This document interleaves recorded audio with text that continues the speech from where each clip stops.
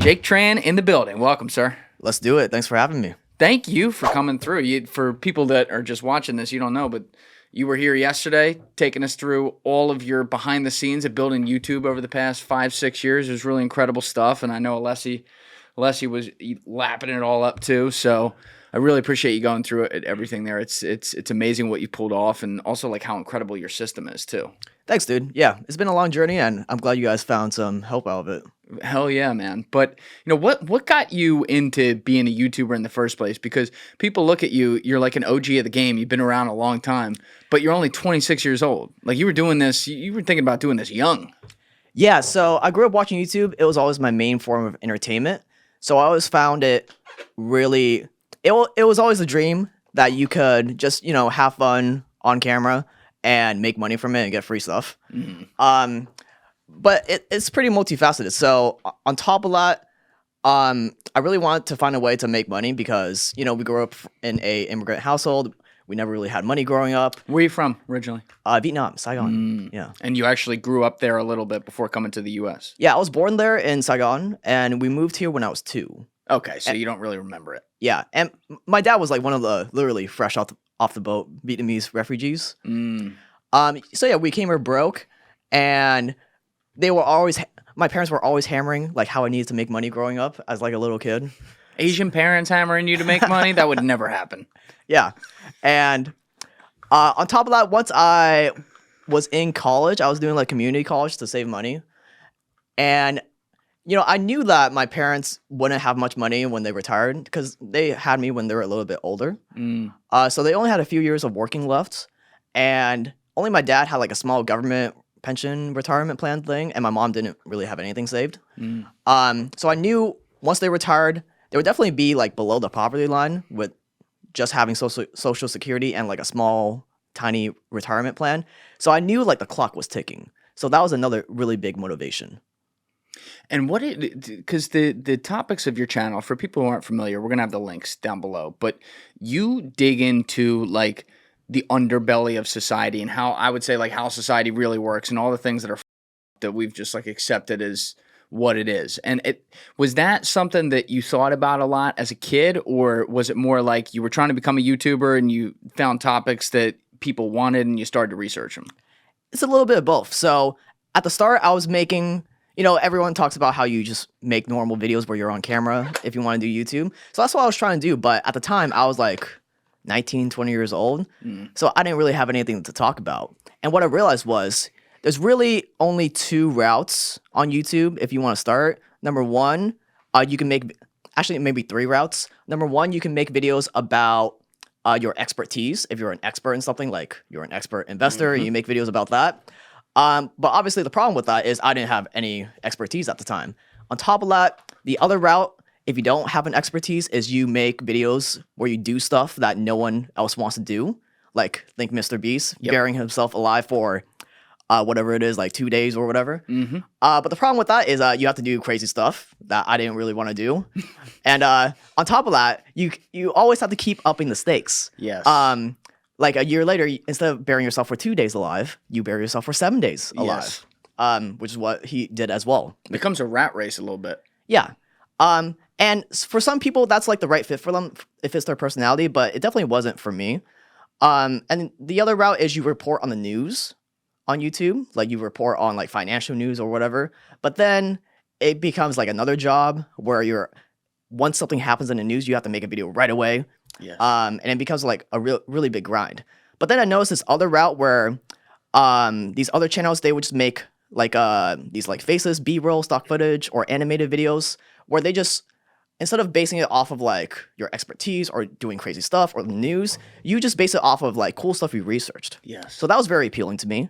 And then on top of that, around that time, I read the book 48 Laws of Power by Robert Greene. Great book. Yeah, and that book just like completely changed my worldview overnight. And I loved how blunt he was, explaining that, this world is ran by people who are after power. So if you don't want to get screwed over or trampled by them, you should learn how the game of power works. And not only like the content of the book changed my worldview, but just the way he wrote in like that very blunt, kind of like overt tone. Yes. And What was your worldview before that, though? I was like a complete academic student in college. I was really good at college, even though it was only like community college. And I was completely bought into, the whole, go to college, get a good job. The plan. Yeah. At one point, I was like pretty sold on myself becoming like a computer science PhD person and just like doing that for the rest of my life. But yeah, I read the book. It completely changed my worldview, and that kind of really influenced the tone of the channel, where I explain how like evil things work and whatnot. So wait, the power dynamics influenced that because you were now identifying the types of people or groups or like groupthink scenarios where there was a concentrated use of just trying to hold power over other people rather than just try to make money, so to speak. Yeah, I saw that. How do I explain this? Yeah, I read that book, and I just saw that everything in this world revolves around power, and that just really opened my eyes.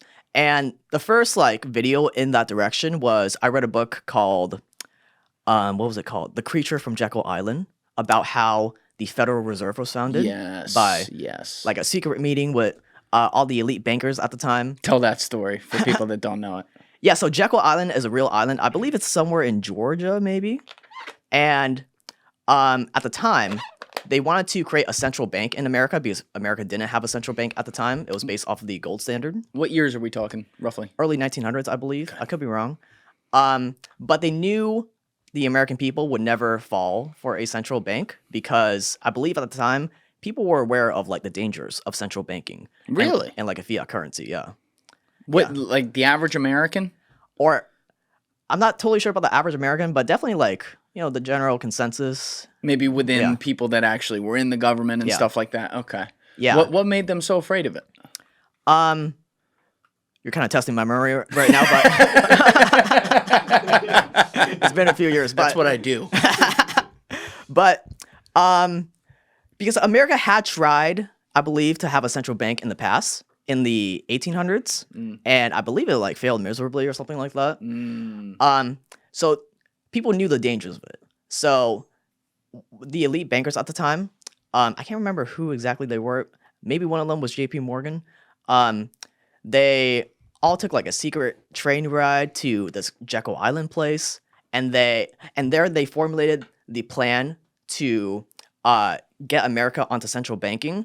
And they purposely called it the Federal Reserve to make it sound like a piece of the federal government, a part of the federal government, when in reality, the Federal Reserve is privately owned, and it will allow them to print as much money as they want. Wait, it's privately owned? Yeah. How does that work? These days, it's like privately owned by the big banks.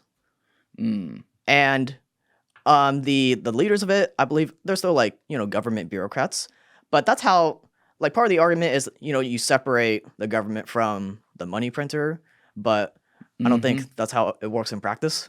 Yeah, it doesn't really work that way. There's so much, and now like in the media age, there's so much political pressure that's put on it. I mean, you've seen how much money they've printed, for example, over the past 5 years, and it all started with the pandemic, where you had the whole government freak out and say, "We're gonna crash if you don't print it," and it's like, who's really making the decisions here?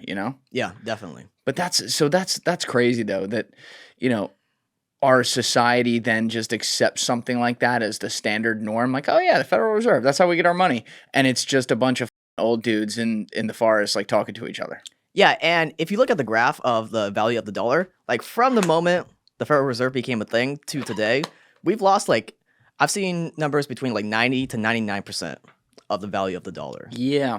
And that's kind of the inevitable outcome when you're allowed to print money. Yeah. Anthony Pompliano? Yeah. On the internet pump. So he's been talking about inflation for so many years with these charts, and you look at them and they look fake. You're like, this can't be real. But then you start to consider it and you think about, like, even we weren't alive back then, but you think about like what people could buy with a dollar when you hear the stories in, say, 1950.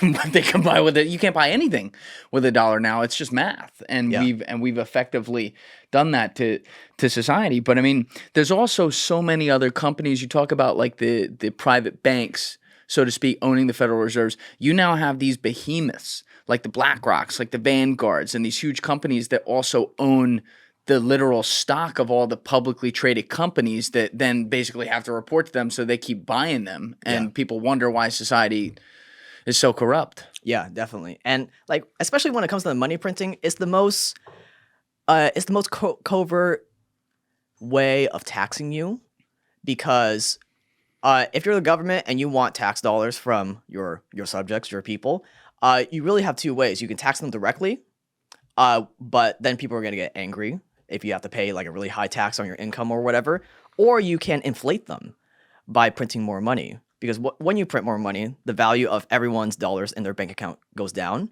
So effectively, you get the same outcome as taxing people directly. How? Wait, you lost me for a second. How do you get that if you are still based off the dollar that's also losing value in that process anyway?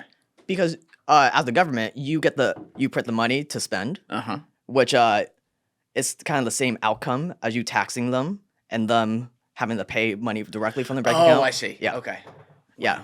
So it's the same. You get the same outcome, but it's more perverse. People don't notice inflation as much as they do direct taxes. Yeah, and you look at society, like, we notice the tragedy. You know, we notice the helicopter that flies into the plane and, you know, some people die. It's a horrible thing. But if you look at that, I think there were that one that just happened. There were like 64 people on that plane or something. We're still waiting to hear how many passed away. But at the same time, you have epidemics like cancer and heart disease that we talk about and we accept. And we're like, oh, well, it's horrible. But yeah, a lot of people die of that. And they're killing millions of people every single year. But because it's just a statistic, you know, and then you have your anecdotal stories, of course, you know, where people lose family and stuff like that. Like, it's not this main news story where it's like, oh my God, something just blew the.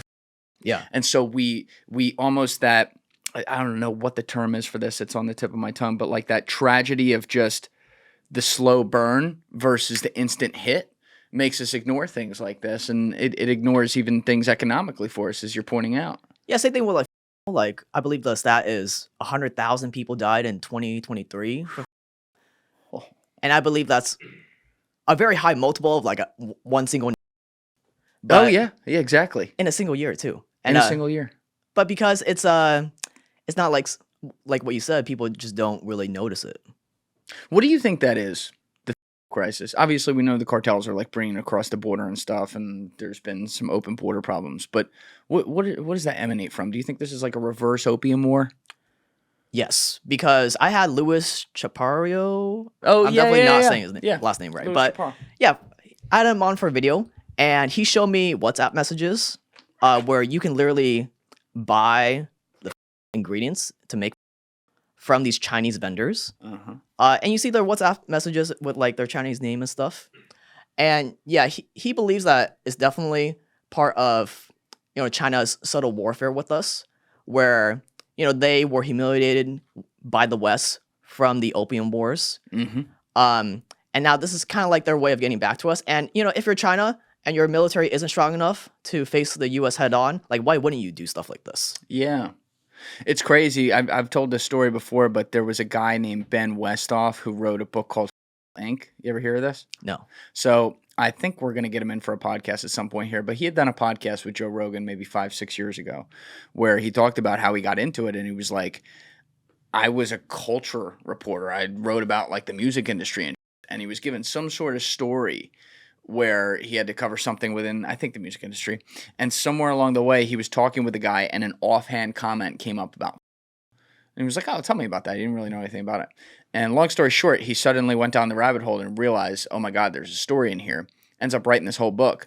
But one of the things he did was he like alone went undercover to China just to see how easy it would be to get like a hookup. Oh, he wow. like went into the factory, talked to the guy. He's like, yeah, so I could just get, they're like, yeah, we'll FedEx it to you or whatever. And he's like, I can do this. Think about like what organized crime groups can do to get this in. Like, there's no way that, like, you know, we can talk about China doing the reverse opium war. I believe that. And Luis's research is great. But also, why the are we letting it in so easily? I feel like there's better ways we could stop it, or more things we could do to stop it here, no? Yeah, definitely. And yeah, one other thing Luis told me is that, you know, the cartels in Mexico, they would have Chinese reps come over and show them how to make the drug with these ingredients. And on top of that, now there's a stronger drug that's something like 50 times stronger than. 50 times? Yeah, it's called nitazines. Huh.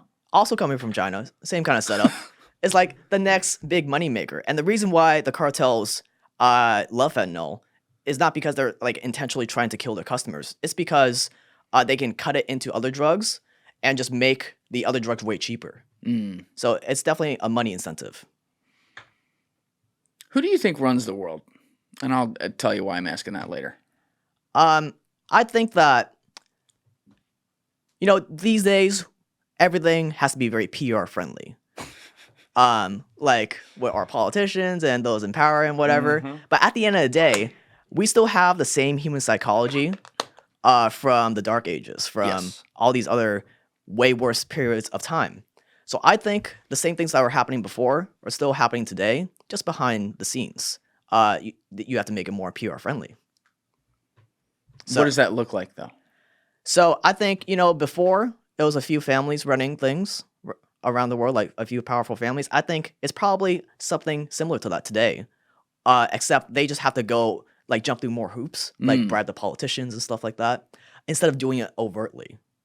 Who were, like, when you say there used to be a few families running the world, when and who are you talking about?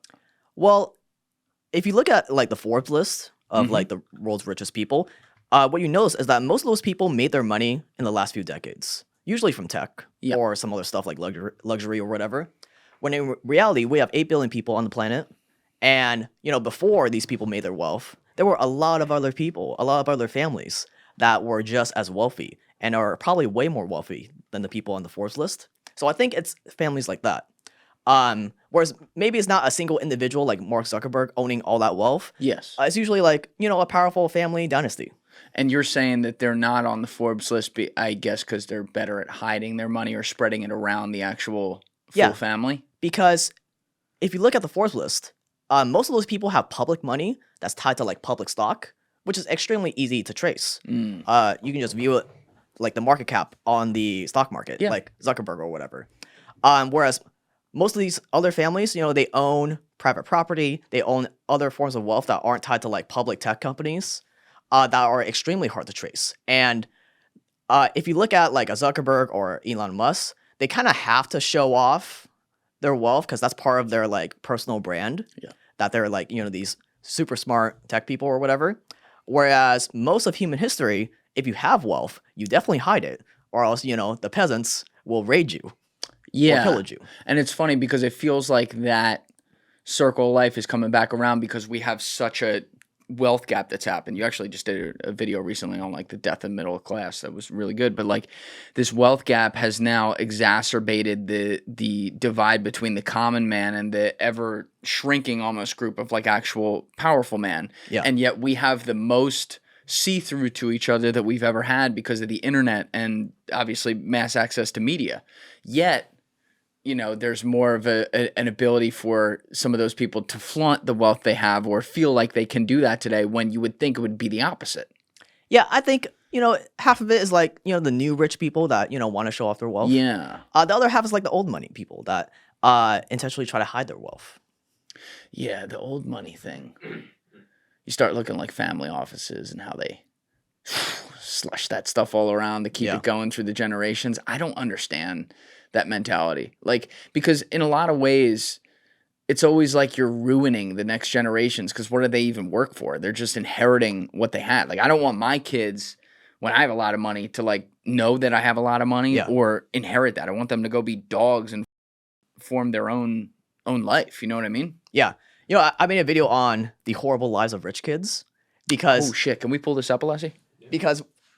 all of us look at rich kids and we envy them. Like, I wish my parents were rich. When in reality, you really don't. Because if you look at these rich families, they have impossible expectations for their kids. Because if you're like a third generation rich kid and you're like the patriarch made all the money, like your grandpa or something, by the time you were born, all that money's compounded into maybe like billions of dollars. Yep.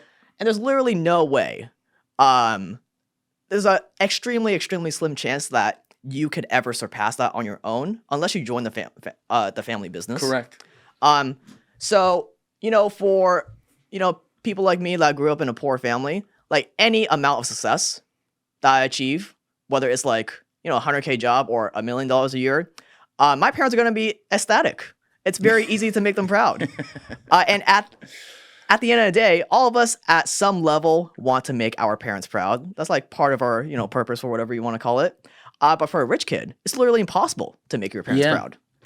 Yeah. So that's why a lot of them end up turning to like drugs and stuff, like we talked about in this video. Yeah, can we turn the volume on unless you go back to the beginning?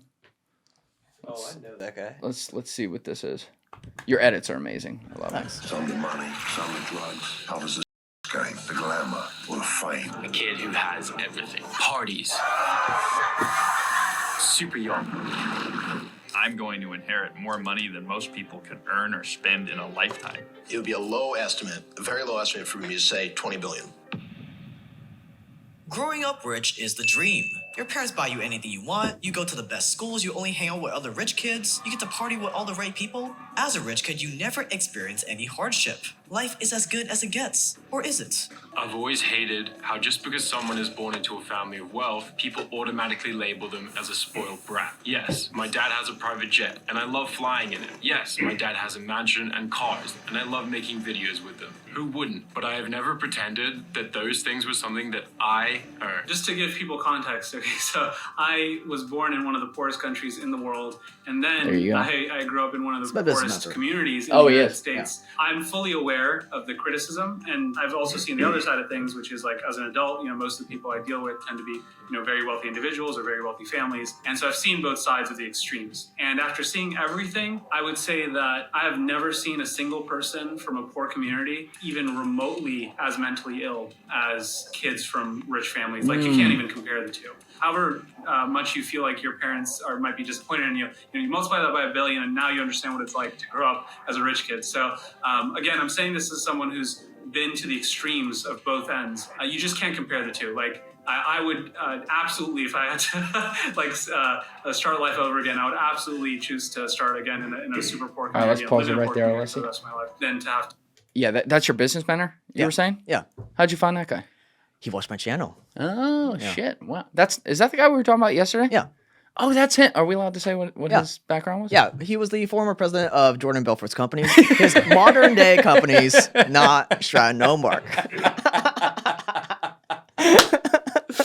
Oh, that's awesome. But he's making an amazing point because we've all seen these kids. I saw them at different levels of my life.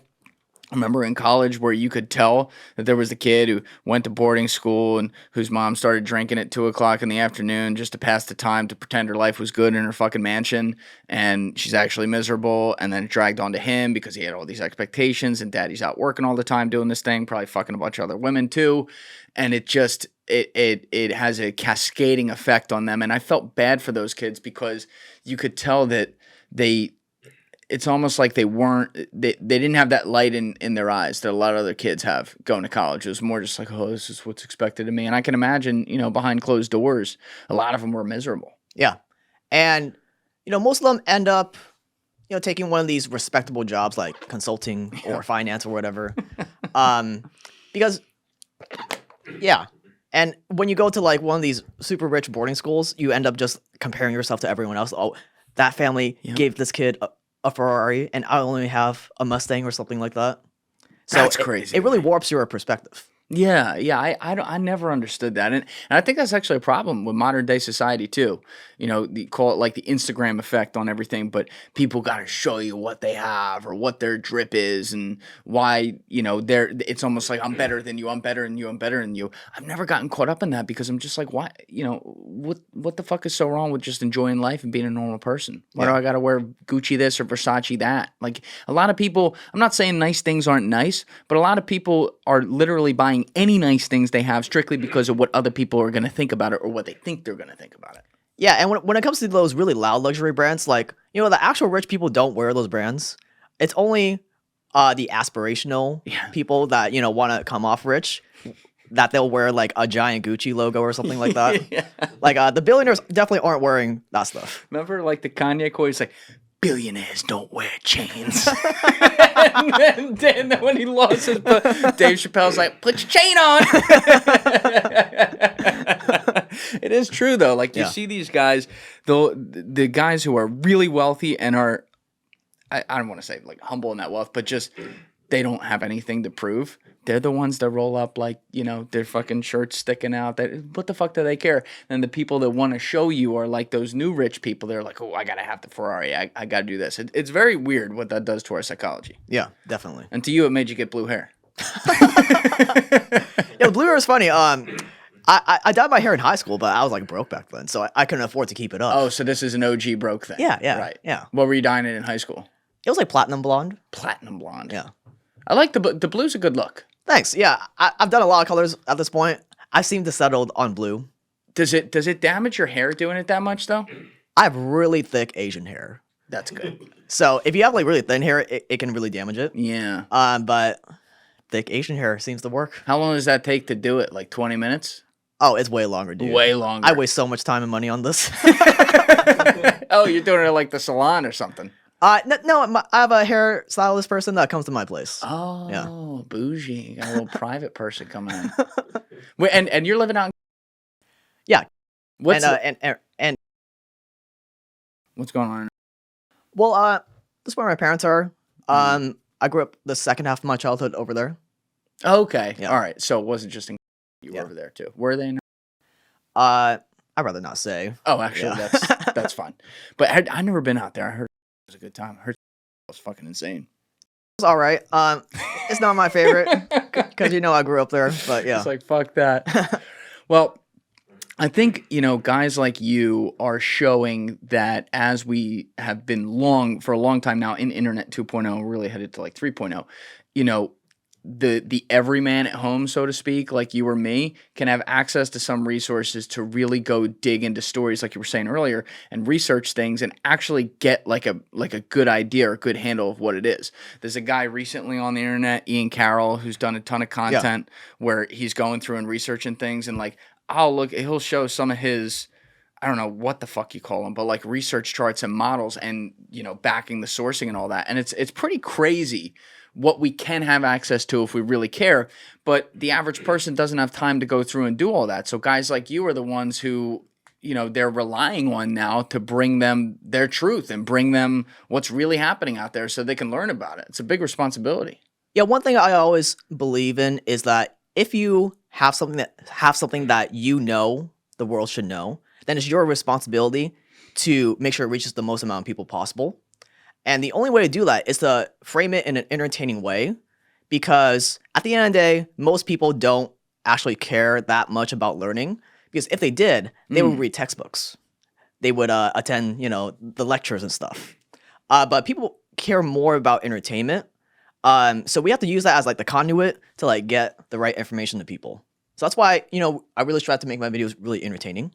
For that. They are. Yeah, for that reason. That's interesting you say that, though. It makes sense once you get to the kicker there that like they're more motivated by entertainment. I would agree with that. I think people do want to learn. I think there's too many distractions of entertainment. That's why I think this is effective. Because like you go to read a textbook, it's not written in an interesting way. There's an attitude you have about it because you're like, oh, they used to make us do this in school.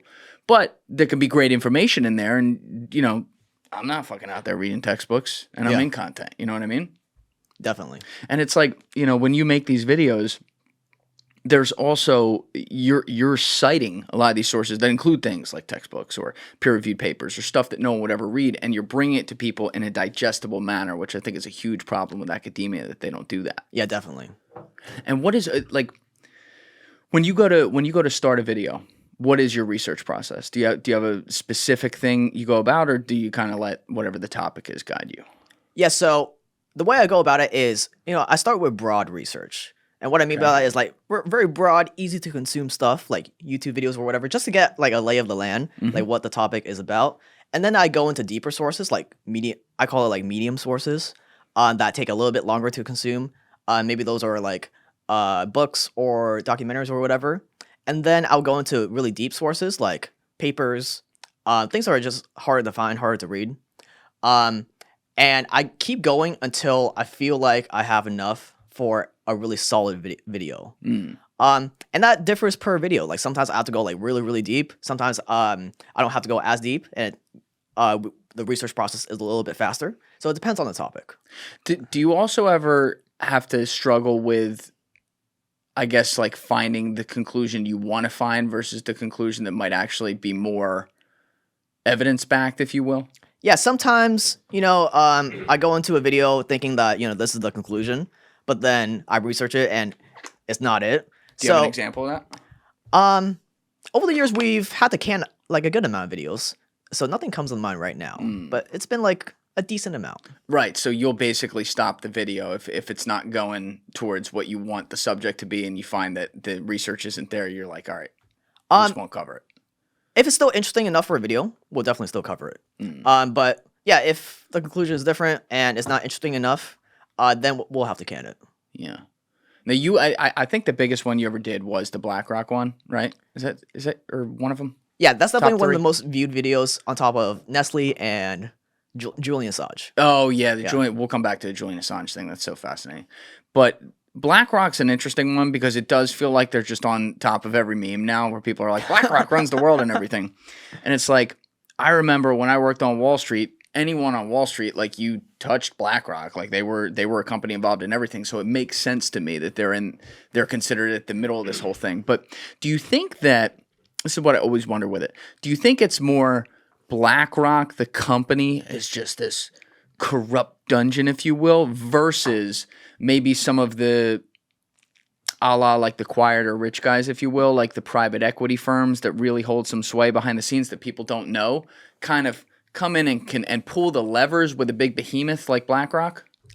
I think one extreme advantage BlackRock has is that since they own a little bit of everything, they just have like a super, like the most detailed view of the economy like you could almost get. That's why the government always goes to Larry Fink and BlackRock when they need a mess cleaned up, like the 2008 financial crisis. Like when they were arranging all the bailouts, who did they go to? They went to Larry Fink, and they gave them the contract to help clean up the economy. What did those contracts look like? I can't remember, but I believe there were no bid, and they just rewarded it to BlackRock.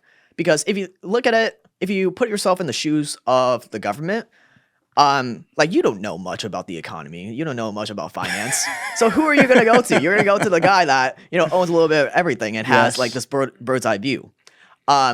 Same thing happened during COVID when they had those corporate bond bailouts where the government was buying corporate bonds. Who did they give that contract to? They couldn't do it themselves because they don't know anything. So they gave it to BlackRock. Yeah. Looking at the 2008 crisis, they were stuck between such a shit and a fart there, because if they let all these banks crash, everything goes to shit. There's no even elections. No one's getting reelected to anything, so everyone loses everything. But if they don't let them crash, you're basically letting the criminals come in and police themselves, which is what they did. But they did have to pick from, like, they let Lehman Brothers crash, and then they picked, I guess, the lightest steaming pile of shit on a pile of shit to come in and clean it up. So you could argue that a bank like JP Morgan, which obviously Jamie Dimon had a lot of influence in that time period, and then places like BlackRock, they were at least better positioned than other banks. So in some ways, I don't fault them for being in that position. But what I do have a problem with is that, and this isn't just banks, you look at banks, you look at pharma, you look at any major industry, the guys who are at the tip of the spear of these companies, usually on behalf of the company themselves, are paying the people at the government to get in the government, to be the politicians who are going to make the decisions and decide what contracts are filled. And cynically, I look at this and I go, how do we stop this system when all the people who are required to vote on changing the law are put there by the people who don't want the law to change? Yeah, it's definitely a difficult battle. And I think at the end of the day, it starts with educating the people. Because, before my BlackRock video, no one really knew about BlackRock. And this was like one of the first major in-depth viral videos on it. And now most people know about BlackRock. So I think that's part of, what we're trying to do here is just educating the people more. Can we pull up that BlackRock video? It's such a legendary video. Yeah, I think now on the internet, the one issue is that we can hear a headline with things and not actually know how it works, and then blame everything on that. Whereas, there could be more, there could be more nuance to it. That's why I bring up the PE thing. All right, I'll turn this on. Go ahead. As uncertainty has grown, many banks have restricted lending, credit markets have frozen, and families and businesses have found it harder to borrow money. We are in the midst of a serious financial crisis, and the federal government is responding with decisive action. So I propose that the federal government reduce the risk posed by these troubled assets and supply urgently needed money so banks and other financial institutions can avoid collapse and resume lending. This rescue effort is not aimed at preserving any individual company or industry. It is aimed at preserving America's overall economy. In January issue, the bailout was far bigger than the Federal Reserve let the public or even members of Congress know at the time. During the 2008 meltdown, when the government bailed out too big to fail giants like Bear Stearns, AIG, Fannie Mae, Freddie Mac, who did they hire to analyze and clean up the mess? Another giant financial firm by the name of BlackRock, led by a very well-connected billionaire by the name of Larry Fink. BlackRock was awarded these key government contracts to help with the meltdown with no competitive bidding while being enveloped in secrecy. Basically, Larry Fink was hired to be the manager of Washington's bailout of Wall Street, even though BlackRock is one of the biggest shareholders in the same banks they were helping to get bailed out, making Larry Fink the most powerful man in the post-bailout economy. Fast forward to the 2020 pandemic.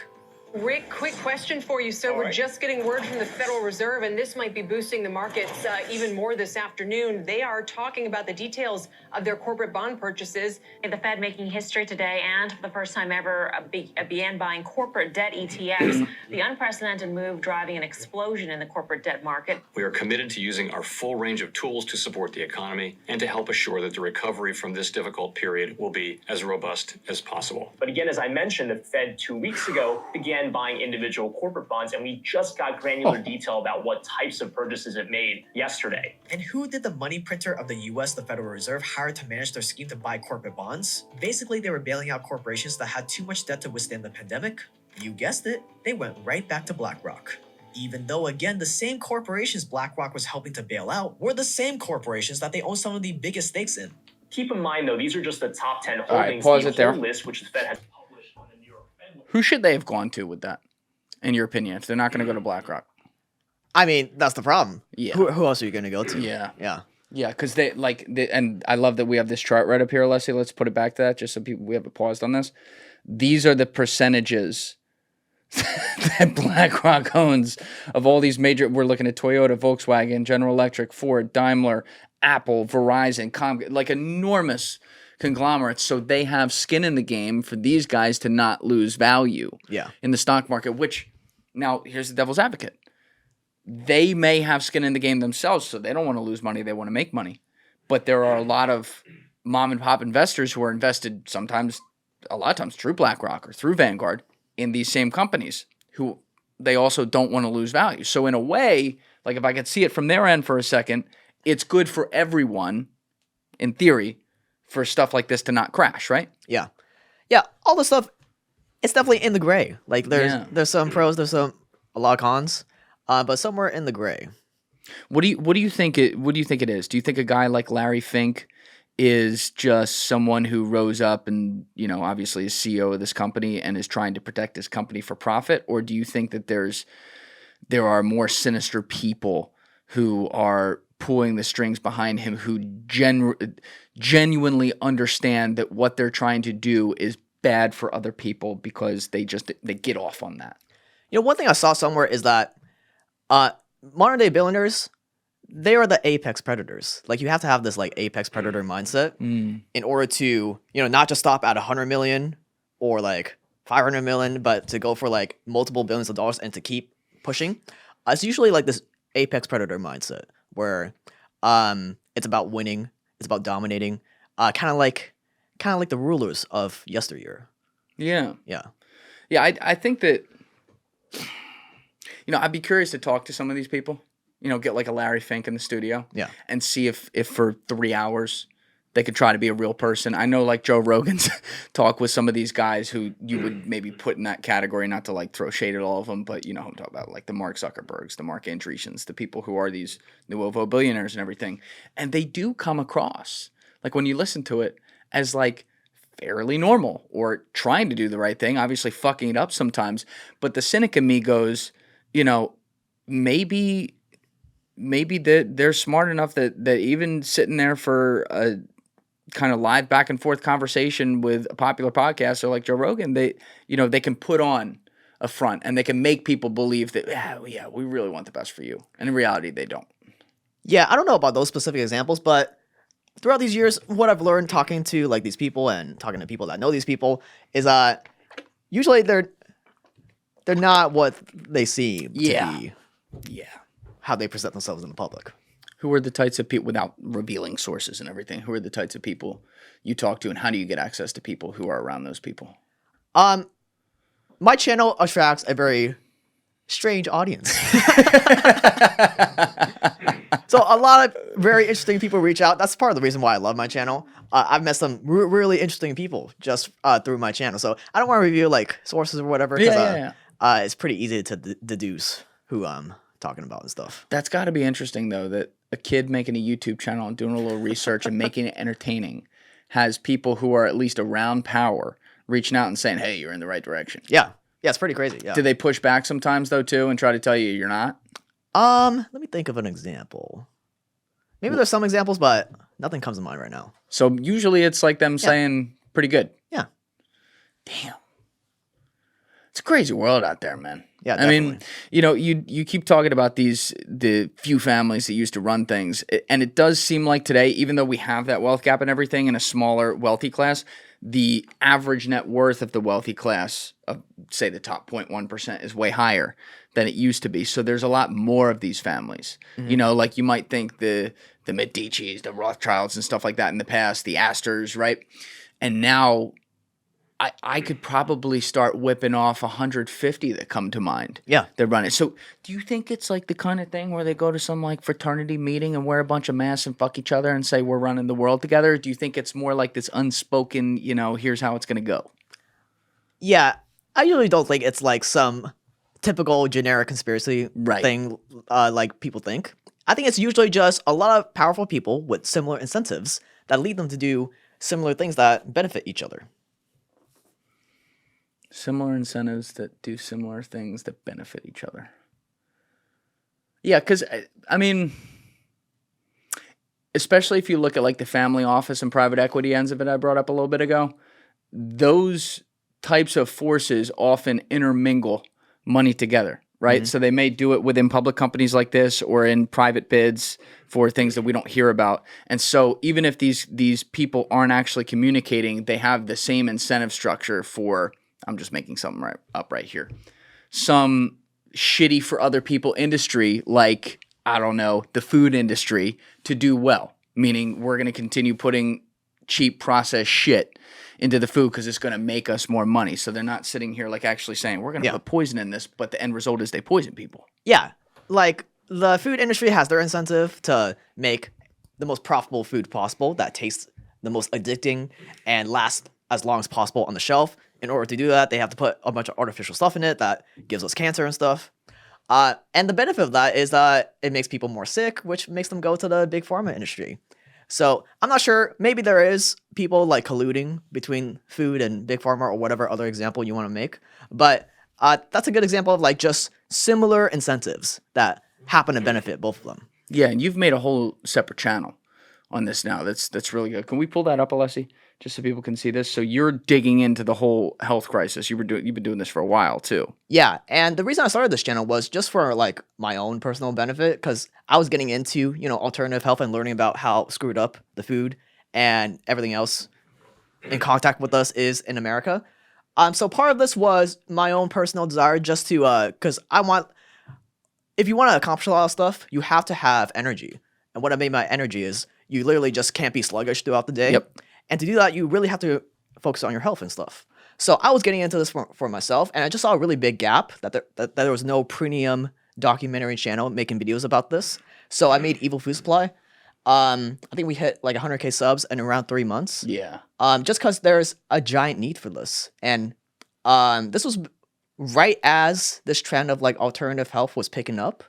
Now it's like really popular. Oh, yeah. Yeah. Yeah, the Robert F. Kennedy wave came in and everyone's like talking about it. You see the Callie Meanses of the world coming onto the scene. But like, it shouldn't have taken this long. Yeah. It's pretty weird that it took this long. Yes, they've been putting this shit in food forever. Yeah. You look at the ingredients, like when you're reading something that's like, I'm making up a word right now, but phosphate caloric 5 or whatever the fuck. Like, there's no way that that's good for you. It's a chemical. It's a preservative. And yet we've normalized this stuff to the point that, you know, things that used to be like, oh, you could treat yourself with McDonald's 50 years ago and, you know, it's not good for you, but like, you're going to be okay, versus now where instead of, I guess, like beef tallow back then, now they use fucking seed oils everywhere. And we wonder why we're all poisoned. Yeah, and like, you've seen the pictures of like McDonald's hamburgers lasting for like 50 years. Yes. Or That's something insane. crazy like that. Yeah. There's no way that's good for you. And it's pretty interesting because I remember like before I learned all of this, I also thought, you know, processed food is probably okay. It can't be that bad for you. How did you eat growing up? Like what were your parents' nutritional standards like? A mix of Vietnamese food, like home cooked Vietnamese food, and just like processed stuff. Like the typical cheap stuff you buy as like a poor family, like Pop-Tarts and stuff. Sure. Yeah. I mean, we all had that stuff at some point. And my mom was even a nutritionist, and once in a while, some of that stuff would make the way to the household. But I think I had it really good compared to everyone else. But like, did you talk about you being interested in having energy, do what you do for self-improvement and things like that. But did you like suddenly notice that like, oh my God, like I'm sluggish when I eat this, or I have a problem when I do that, or I have this little health knack right here that might be caused by what I'm putting in my body? And then when you made changes, did those things reverse? Yeah, I'm not sure how I originally like stumbled upon this little thing, but the biggest change I saw was definitely cutting out processed food. You just feel way more awake, and like, you know, this is how life should be. Yeah. Once you cut that stuff out, so I think that's definitely step one for everyone. I think the next step is getting your hormones and micronutrients tested, because things like testosterone or all the other hormones, these are like building blocks that dictate all the important functions in your body, like whether your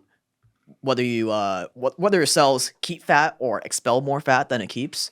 All that's dictated by hormones, and most people don't really even know about their hormone levels, even though they're just that important. So getting my hormones levels tested and my micronutrient levels tested, like vitamins and minerals, because the vitamins and minerals are what build hormones.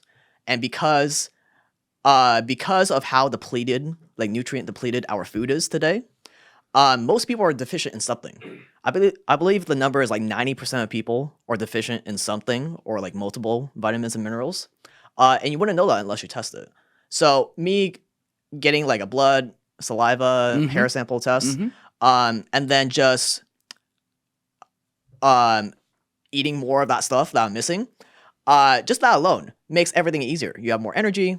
When you go to the gym, you actually get more progress. Oh yeah. Yeah. Yeah, I've noticed it more than ever over the past year plus, because I had like all kinds of health problems, and I would start getting them fixed with some things that the doctor, don't need to go into all that, but that started to improve. And all the while I was also focusing more on what I put in my body and doing more research on that. And so I started eating very clean over the past year, and I immediately noticed my energy levels went up. I immediately noticed that like my skin came back. And the craziest part is that whenever I'm not at home, which, you know, that we're like everyone else, you go out and sometimes you got to go eat on the road and things. I'll go look at, you know, just pull up a normal restaurant to try to get food at, or, you know, whether we're sitting down or I'm trying to order Uber Eats, and fucking everything on there is a bad option in some way. Like it's literally baked in to have something processed. And I know the next morning when I wake up, my morning is going to be a little longer and a little groggier because of that. Yeah.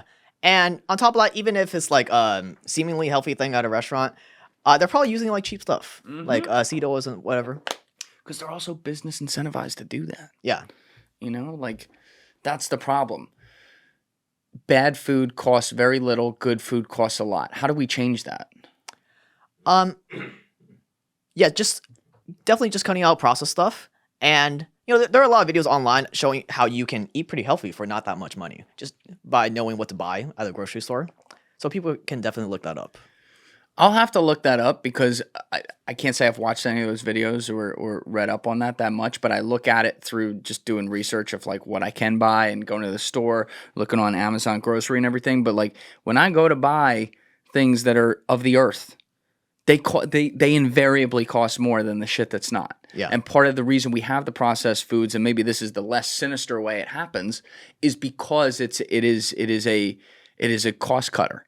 Because you can use that, food can last way longer, you can sell more of it, produce more of it. I mean, it's just economics. Yeah. So how do we change that if we don't literally legislate away, which I'm not against this at all, literally though at the government level, legislate away the ability to use any of that stuff, in which case there will be also a mass incentives-based exodus from the food market, the people who provide the food for people to fucking survive, because there will not be the same money or margins in it. I'm not absolutely sure. I'm open to legislation. I'm also, the reason why I make this channel is if all of us just make better choices, it will, and vote with our wallet, it will just force the companies to make healthier choices for less money. What do you think of RFK potentially coming in there? We're recording on the day where I think we're going to find out if he's confirmed or not. But I love it. You love that. Yeah, I love it. And I hope he gets a lot of work done. It's going to be hard to make a lot of progress in just 4 years because the government moves very slow. But I hope he makes a lot of progress. Yeah, I mean, what's wild to me though is that there's such a massive pushback against him, and then you'll look at like previous candidates for the same role. They're voting, 90-10 for him, and they don't do shit. Yeah. They don't question any narratives. You literally had Elizabeth Warren saying to this guy in the hearing, like trying to get him to commit to not being allowed to sue pharma companies. Like, are you fucking kidding me? How is she still around, man? That's what I'm saying. Like, do you hear yourself? You're trying to protect these people? Yeah. That's what, and again, it comes back to the money that's flown to their pockets. But when people, I don't know what's going so wrong in society that, based on the two-party system, in this case, it's Elizabeth Warren on one side, so she's going to have her supporters. Automatically, 50% of the country is going to be like, yeah, that sounds right to me. Yeah. Like, that's fucking crazy. Yeah, and now people are like, because people hate RFK, now they're defending, like, the big pharma companies, the big food companies. It's ridiculous. There's nothing to defend. And maybe it's not, like we were saying, just purely sinister.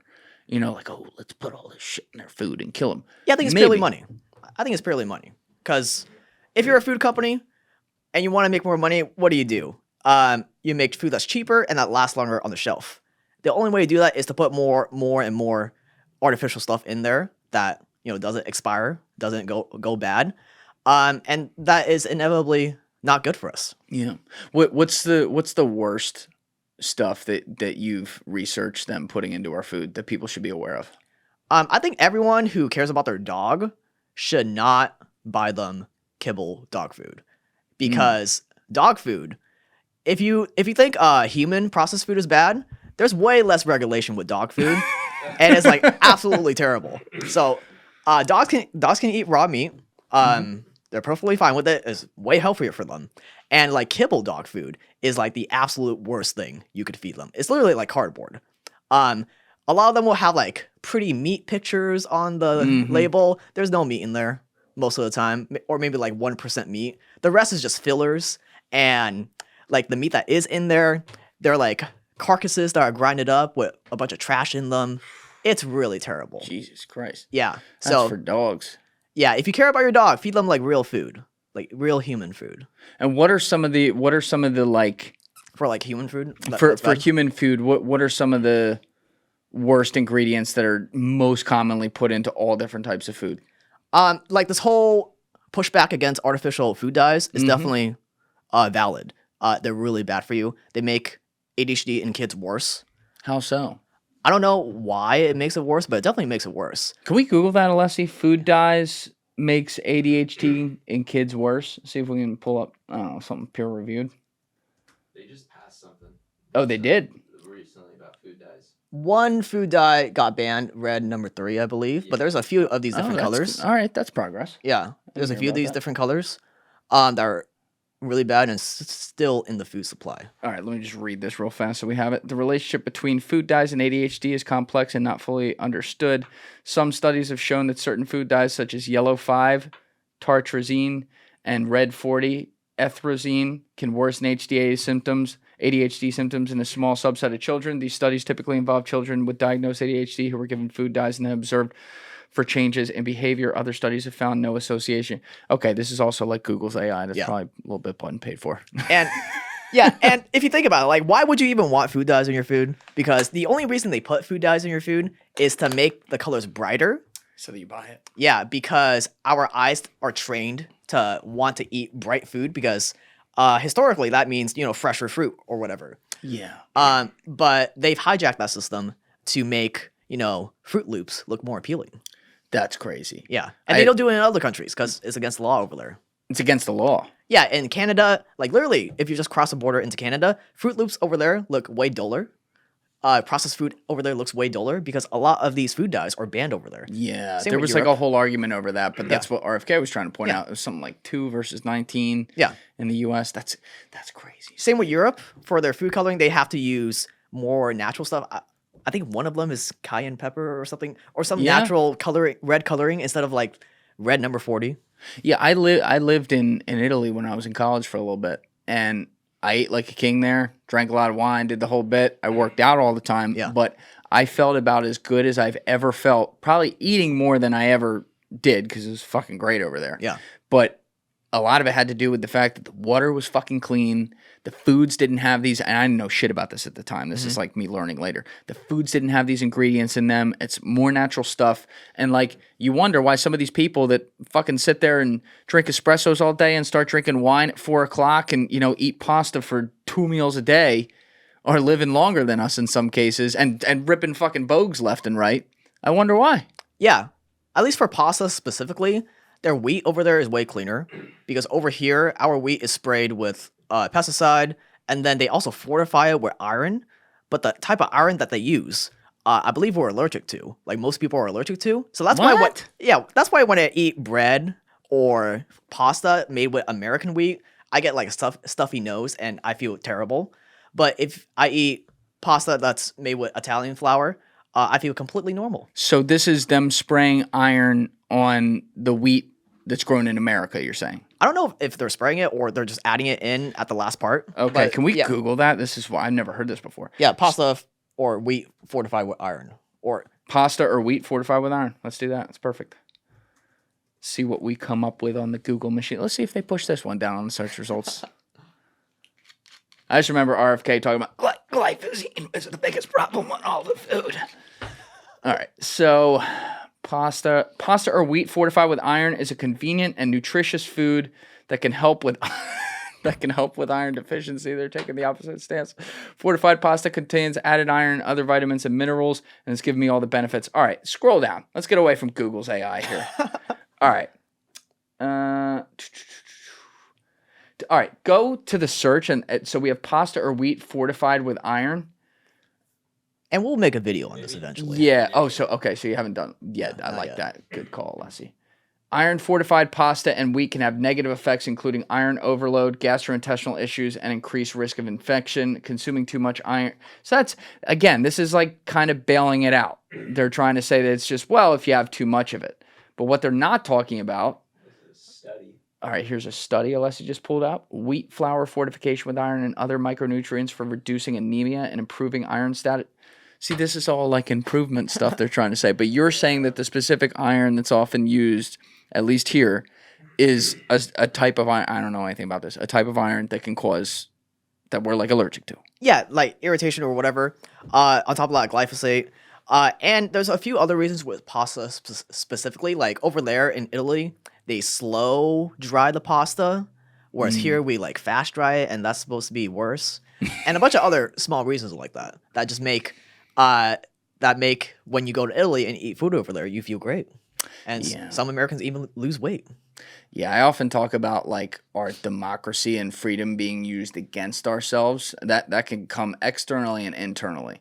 Because when you have a system that allows total freedom, which I fully support, and I'll take that, the negatives that can still come with that is people can take advantage of that to find loopholes to be able to try to earn the most or be as rich as they can be, and in the process hurt other people in doing so. Yeah, and where freedom comes responsibility. Yes. On one hand, you can have a lot of regulation like Europe, and you get like healthier food, obviously, but you also get less innovation. And if you want freedom, you gotta take more personal responsibility too. Absolutely. Yeah. And that's the shit or the fart scenario, because when you look at both of those slopes, we know where more regulation goes wrong. But then also when you do like a lot less of it or whatever, it invites in, instead of the government being the big bad person, the buck always stops somewhere where someone being bad. So now the big bad billionaire in the private market gets to be the bad person. And by the way, they're the ones paying the government. So what's the real difference? Yeah. You know? What do your parents think about like the research you do? Because they came here from another country to try to live the American dream. Like, how do they view all this? That's a good question. They always had the like very traditional mindset, like the government's good. There's nothing bad about our food, blah blah blah. But because they love me, they always watch all of my videos, so they inevitably learn these things, and they've come more to accept like these alternative views. Like my dad was talking about, he watched my middle class video that you talked about. Yeah. And he was like, yeah, it's crazy how college trains you not to think and be ready for a job. Even though he like pushed me to go to college and everything. So I'm glad they're seeing the other side. Yeah, there's this, I talk about this all the time, but there's like this plan that we're sold in society. You've already referenced it, and it's something everyone out there understands. But we're told you do this, then you do that, then you do that, then you do that, then this happens, then you retire, you have enough money to survive, and you look at the sun and you wait to die. And it's almost like, it feels like a hamster wheel when I look at it. Now, there's some people who they'll go about that process of life, get the respectable job, find the right girl at the right age, have the kids, rise up in the ranks as much as they can, save for their 401k, retire, and then do the thing. And they're perfectly happy. And that's fine. I don't think there's anything wrong with that. But the idea that like society is purposely with, the few puppeteers at the top trying to push everyone to do that, and then making many people miserable in the process with something like college, where they've ballooned costs over the years, taken down the quality, taken away the ability for that degree to do much for you. And yet you're told if you don't do that, you're a fucking idiot. There's something very, very, like the incentive structures are very off there. Yeah, it's horrible. And, people get into like tens of thousands of dollars of debt, hundreds of thousands of dollars of debt, and you can't cancel it in any way when, every other debt, if you go bankrupt, you can cancel it. But I believe the law was changed in 2004 or something to where now college debt, you can't cancel it with bankruptcy. Wait, what was that? You can't cancel college debt when you go bankrupt, unlike every other type of debt. Whoa. Yeah. And that was just changed in like 2004 or something. That something like that straight up feels sinister. Yeah. So it's like, why are you just picking this one, which is the one that you're trying to convince everyone they should be forced to get anyway? Yeah. And on top of that, you're signing on to this debt when you're like 18. Yeah, you're a fucking impressionable. idiot. Yeah. So, yeah, college is definitely terrible. Yeah, and here's the thing. It forms an attitude in society where everyone says this. And what that does is it's the equal but opposite reaction, which says, so we should have none of it. And I think that's a terrible idea too. I think that there are various college educations out there, by degree, so to speak, not even necessarily by university, that it is very useful, and we need to have an educated society, and we should strive to have something more. But we've pushed people so far in the other direction because of how dumbed down we've made it, that now we're going to have a lot of people who are like, fuck college, we shouldn't have any of this. And that creates a completely uneducated society. So you see what I mean? Like there should be some middle ground there, no? Yeah, I think if you want to be a doctor, a lawyer, something like that, where you absolutely have to go to college, then yeah, college is definitely the right option for you. But for everyone else, I would definitely question why you're actually going. Is it just to please your parents? Is it because I don't know what to do in my life, so I'm going to sign on to $50,000 of debt that I'm not going to pay off for like 50 years? I would just push people to question that. Sure. Yeah. Now, you're a smart guy. Like, you figure out a lot of things yourself. But even for someone like you, who's way above average in the smart category, do you not think that even if you weren't becoming a lawyer or a doctor or something like that, that if you went to a place where you actually had good professors, forget the cost for a minute, that could guide you in directions that you can't necessarily just find on your own automatically, that there wouldn't be some value there? Yeah, I think the biggest value I see in college is some Ivy League school like Harvard or whatever, where the networking is actually definitely worth it. Oh, yeah. because you see a lot of actual successful people come out of those schools, and like a lot of them are rich parents, so you get connected with these rich kids. Yep. So I think there's definitely value in that. And yeah, some professors have really affected my life in a positive way. So I definitely see value in that. But in most of these cases, if you're going and you're just going to go, and you don't have like any actual direction, I think it's a pretty bad decision to sign on to all that debt. Mm-hmm. Yeah, I like you said, you're fucking 17, 18 years old. What do you know? Mm-hmm. I remember the first 3 videos I did, the first 3 episodes of the podcast were literally on like the college debt scandal, which that's what I'll call it. It's like a scandal. What's happened here? And once you actually dig into the numbers of what kids are being asked to take on, and then I came from the finance world, so I know at least a thing or two about interest rates. Damn well not an expert in all that, but I could tell you, like, oh, you're signing something that says, fucking 7% when you're 17, and you're going to go get a gender studies degree and have a fucking $35,000 a year job in New York coming out of college, and you think the math's going to math on that? Yeah. It's like, people want to say, well, you should have known what you're doing. I was a fucking idiot when I was 17, 18. How the hell would I'm being told you got to go to college, have a good time, fucking, get the job, get the degree, and drink, smoke, and fuck on the way. Like, that's what you're supposed to do. College, baby. Like, how do you change that when, the kids are expected to just do that? Like, we're suddenly going to be like, no, you don't have to go? Well, I think things are changing right now. Like, a lot more people are waking up to how bad college is. A lot more students are questioning it. And yeah, on that point with the interest rates, yeah, the stock market goes up by like an average of 10% per year. Mm-hmm. Yeah, all those wonderful stories of compound interest that you hear, it works in the opposite direction too. Yes. With debts, like if you have like 7% debt, and like the example is if you earn 7%, you're going to become a millionaire in 50 years. The opposite is also true. You're going to be in debt by like $1 million. Yeah, I used to, when I worked on Wall Street before I did this, I used to talk to clients and I'd say, if I lose, it's been a while, I got to make sure I get this right. But if I lose 50% on $100, what do I have? $50. Right. Yeah. And that's what they'd all say. And I say, okay, so now what percentage do I have to make to get it back to 100? 100. Right. So what I would explain is I'm like, you're hurt on the compounding on the downside more than you're helped on the upside when it swings in that direction. Yeah. And so you don't think it, you see 7, like you said, you see 6, 7%. You're like, oh, I can handle that. Well, what happens when that suddenly balloons into something that looks more like 60 within 3 years? Yeah. Can't handle that at that point. Now you're underwater. And then you have like Biden came in and one of the promises that he was trying to get through, kept on getting changed or whatever, was like canceling student debt.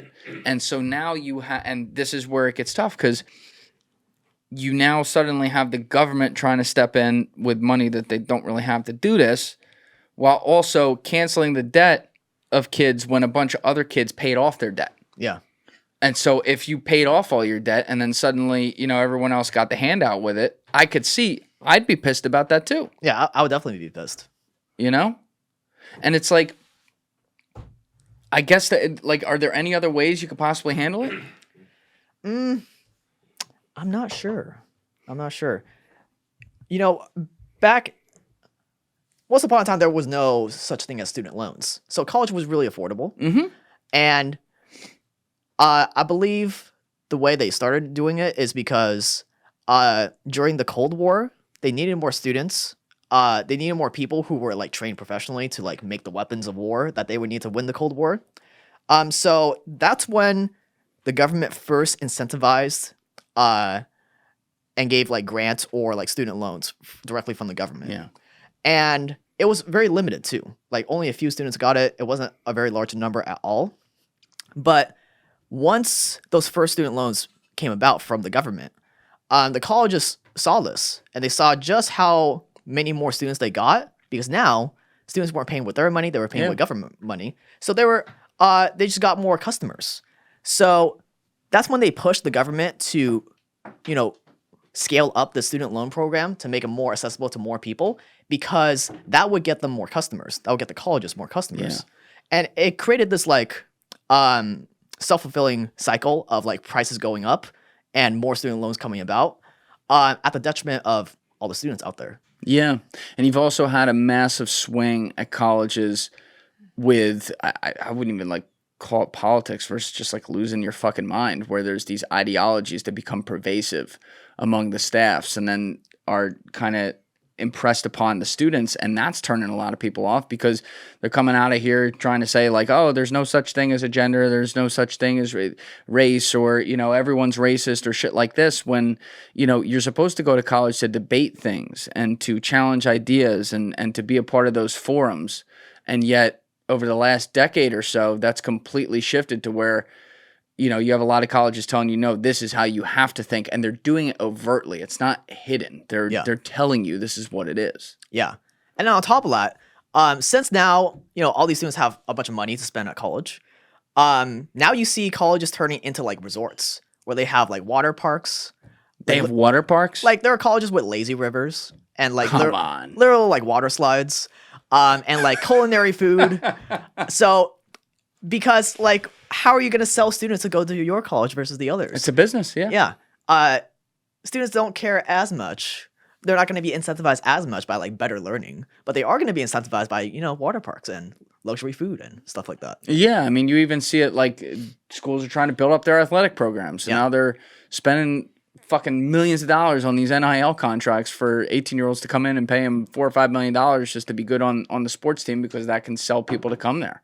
Yeah. It's competitive. And none of that goes towards your actual education that you're going there for. No. Yeah. No. And that's where it goes, like, because I don't think like this. That's not how I would make the decision. But I do remember when I was going to like visit colleges, you are still, there's a party that's human and you're looking at like, well, how much fun does this place seem? So, if there's no like legislation on, you can't put lazy rivers at fucking colleges, someone's going to come up with the idea and be like, well, what if we did that? And some fucking donor's going to be like, yeah, let's do it. Yeah. And maybe the intention's not bad, but the end result is like, what the fuck are you doing? Making a theme park out of some place where there's supposed to be learning done here? Yeah. And maybe they're going to have like fucking Black Lives Matter signs floating down the lazy river. Like, come on, Yeah.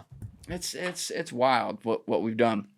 But I've been looking at this one all day, by the way, because I have not watched this video, and it looks like. Do you have it on popular tab, Alessi? Yeah, you do. Yeah, so this is cafeteria one. Yeah, no. Well, we'll come back to that one, but the second one right there, I've not watched this. Fluoride. It's your second most popular.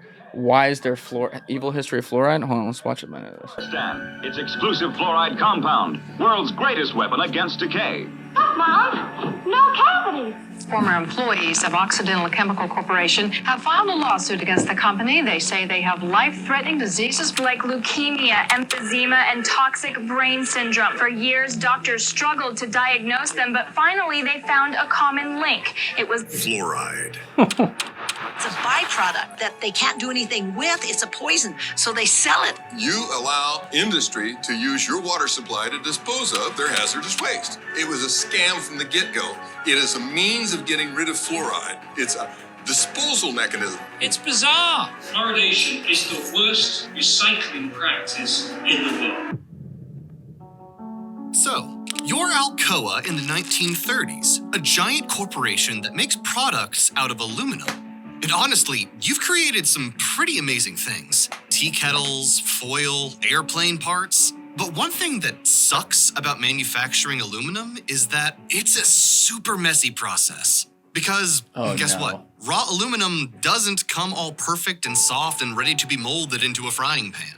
It needs to be chemically processed and broken down. And this chemical process produces a lot of highly toxic chemicals like ammonia, methane, and fluoride. Oh my God. And we're not talking about the natural fluoride that occurs in caves and stuff. We're talking about an artificial, man-made fluoride compound that is way more toxic. Like, really, really toxic. Hydrofluosilicic acid does not occur in nature. It's a man-made molecule. And it eats through concrete, glass, stainless steel, fiberglass, plastic. You name it, it'll eat it. The problem is, it would be super expensive to dispose of this toxic fluoride in a safe and responsible way. So, it's a 1930s factory owner to do. Why not pipe it into the air or dump it in the river? I mean, come on, it's 1930s. This is the dawn of the industrial age. And they're still no doing it one today? cares that factories are dumping toxic chemicals into the river. No one even knows what the long-term effects of these industrial waste chemicals are. They're too busy making up for prohibition or whatever people did in the 30s. So as the years went by, you continued to flood the rivers with this fluoride waste. And everything was going fine and dandy for decades. Until things started to go south. See, you've been dumping fluoride into the air and water for over 30 years now, and people were starting to notice. Alcoa factory workers were showing symptoms of poisoning from the fluoride gases. God. Cows from nearby farms were getting really weak. They couldn't even stand on their own anymore. And local dentists were starting to notice strange brown stains and chipping on the teeth of children who live nearby. Fluoride is starting to get bad press. And if that bad press continued, everyone would start connecting the dots to you and your fluoride river dumping frenzy. If that happens, you're going to be buried with expensive So pay the lawsuits. lobbyists. It would be the end of you. So if you want to survive this and thrive, then you got to do something drastic. You got to find a way to change the public's perception of Oh my fluoride God. from this toxic, poisonous chemical to something that's good for you. And this effort to rebrand fluoride into a healthy chemical would be one of the greatest propaganda efforts known to mankind. It's why today, fluoride has seeped into everything. It's in your toothpaste. Chemical. You're gonna put some chemical in All my right, mouth? pause it there. People, I'm going to be finishing this video later. That's fucking incredible. I love this video so much. We'd be standing there watching the whole thing. So I remember as a kid, like one of the things that Dennis told us to do was use fluoride rinse. Yeah. Like, and I luckily hated it, so I would usually like fake doing it a lot. I'm very grateful I faked it a lot. So my mom would be like, "Did you do your rinse?" Yeah. I didn't. But that's fucking crazy that that's in the 2000s. Yeah. As a kid. 70 years after this, they're not only are they covering it up, putting it in rivers and shit that they're apparently still doing, but they've now told us, oh no, it's actually, you should voluntarily put the actual thing in your mouth because it's going to help you. Yeah. I'm not sure if fluoride actually helps your teeth or not, but what I do know for sure is that if it does help your teeth, why would we need to swallow it in our water supply? It's very strange. Yeah. So they're still putting fluoride in our water supply today. That's why you should not drink tap water. Does my Brita get it out? I don't think so. Fuck, I'd used the 3 times one. It doesn't get it out? I don't think so, no. So how do you drink water? You buy bottled water? Yeah, I get like glass spring water delivered to me. Like glass 5-gallon jugs. I need your income. That's what I need. You get glass. So how do you know where that comes from? It's spring water. So the brand is called Mountain Valley. Okay. Not sponsored by them or anything. But it's like spring water from America, from the Wichita Mountains or something. And so they're getting it. How's that? All right.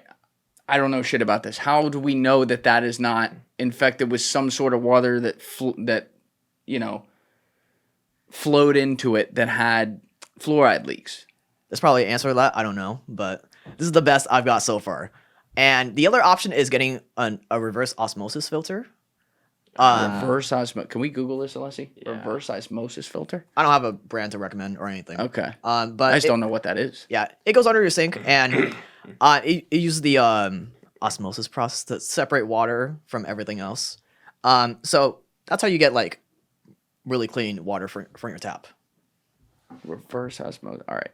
We have one, Alessi? Yeah. God, that looks like a fucking pipe bomb. Where's a good photo? It looks like that. Yeah, it's usually one of those with the 3 tubes. Yeah. Yo, all right. So feel confident with every sip that you are providing the best quality water for you and your family. The Aquifer reverse osmosis water filtration system effectively reduces contaminants, including arsenic. That's nice. Fluoride, TDS, bacteria, viruses, lead, mercury, chlorine, and pharmaceuticals in your cold water. So it's that. I always wonder if this is like you got to read the fine print though, and they're like, we try. It's not like how do you? Because I don't know like how microscopic this stuff is, but I do think about that shit a lot more now. Like if you look at even just like a water fountain, you're like, what do the pipes look like down there? Yeah. Forget like where it came from. What did the pipes look like down there? What did the pipes look like under the fucking street that came from? Where did it flow from? Did it come from the Jersey City Reservoir over here? That doesn't look like the greatest thing ever. You know what I mean? And yeah, like I drive past that and people are fucking lighting crack pipes right next to it and tossing it in. So it's like, how do you, at some point, you know, a society has to function. And obviously, we don't want to be Alcoa, shout out Alcoa, dumping fucking fluoride in the water. But there's always going to be something. Yeah. Right? And you just got to do your best. You're never going to get rid of all the bad stuff in your environment, probably. But yeah, you just do the best you can and keep improving from there. Yeah. And yeah, there are pictures of water pipes in America, and they're very disgusting. Like, super, super grimy. Can we type in example of water pipe in America, grimy? Tap water pipe. Tap water pipe, grimy. This is going to make me never... I drink like 150 ounces of water a day. It's going to make me not want to drink it. I don't know if I want to see this. Yeah, go to Google Images. There's probably more. Yeah, stuff like that. Yeah. Oh, God. And your water's flowing through that. Yeah. This isn't guaranteed to be everyone's pipes, but do you want to risk it? I don't. Oh, that's definitely my pipe. You should. I just had not the flowing in, the flowing out. This building's like 20 years old or something. I just had to. I had a blockage in the pipe out there, so I went down there to change the pipe. And when I pulled it out, I have a video of it, but I don't have it on me right now. Fucking like it hadn't been touched in 20 years. It was just like gunk and grime. So there's no way that they touched it on the other end, which means it may not be fully blocked like that, but I hope that fucking bread is working. That's all I'm saying. Jesus Christ. Do you ever just like look at shit in some of the research you do and just like close the book and say, that's enough internet for today? For really extreme stuff, like China forced organ harvesting, that was pretty graphic. What? Forced organ harvesting? Yeah, so in America, you know, organs are in high demand. If you're sick, you're going to do anything you can to get an organ. But in America, you know, we have rules where you can't force organs from people. Yeah, like they have to be. That's like, a good you know, rule. Yeah. So the organ wait list is super, super, super long. Yep. Even if you're rich, it's really hard to get an organ fast over here. So why not go to a country that has less rules, like, you know, China, where because these organs go for so much money, like we're talking like tens of thousands of dollars, maybe even hundreds of thousands for some parts. You can look it up. There's a very high incentive in a place like China for them to like take organs from people and sell it on the black market. Now, is that the government doing it or criminal elements doing it? Or It both? might be the government because I believe they're getting it from prisoners a lot. Yeah. Especially like political dissidents, like the Uyghur people and stuff like that. Oh, yeah. Yeah. You've done video on the Uyghurs, right? Yes. Yeah, definitely. What's the update there? People and for people that don't have context out there, can you just explain what that is? Yeah, so you know, the west part of China, it's filled with these people called the Uyghurs. They're a Muslim minority in China. China took over this part of the land some time ago. And now they're a part of China, but they don't look Chinese. They look like, you know, kind of like these Asian Muslims. And that region is called the Xinjiang region. It's super, super, super valuable to China because of all the raw minerals in there and all the cotton fields and stuff like that. So China is incentivized to turn that region more Chinese, more culturally Han Chinese. So they get like Han Chinese to move there, and then they have these concentration camps, like literal concentration camps. Like not just throwing around the term, it's an actual. Yeah, where they round up the Uyghur Muslims, they put them in these camps, and then they literally brainwash them to be more Chinese and to get rid of their Uyghur kind of like culture. When you say brainwash them, what types of things do they do? You can look up videos of this, like Uyghur concentration camp, and it's really, really creepy. There's videos of them like getting forced to dance and learning Han Chinese, and they'll get beat and stuff. It's really terrible. Do you got one, Les? Yeah, because this was like a highly censored topic for a long time. Yeah. Okay, I can't show audio. Oh, you can't do audio because it's BBC, right? Good call. See, my man's on the copyright thing over here. We need that. That's why he's here. So are those Uyghurs right there? Well, obviously these ones aren't like in a camp. Yeah, and yeah. Oh yeah, this is fuck. I see what you're saying. I believe if there's audio, I believe they're singing Chinese because I've seen this video before. Okay. I can't remember specifically. But I believe this is it might be like a pre-planned visit to show the BBC that we're not doing anything terrible here. So I think that's why they're in their Uyghur cultural clothes. Interesting. Okay, and all right, Shufu Camp, Xinjiang region. And yeah, the whole entire point of these camps is to, number one, make them more culturally Han Chinese to get rid of their Uyghur heritage and culture. And the other reason is they need labor. For any big country, labor is one of your big bottlenecks. So if you can get free labor with slaves, then that's obviously very profitable for you. So they're forced to like work on cotton fields. A lot of the cotton for clothes you get from China come from the Xinjiang region, from their cotton fields, and they do like other labor projects. And I believe it's still happening today. We just kind of forgot about it. Yeah, well, it's like, what was the Chamath line? That's below my line. You ever seen that video? I don't think so, no. It was, I don't want to explain the whole thing. It's a separate thing, but Chamath Palpataya he just said it. I understand exactly what he was trying to say, but he said it like the wrong way, and it became a meme where he's like, the Uyghur genocide below my line.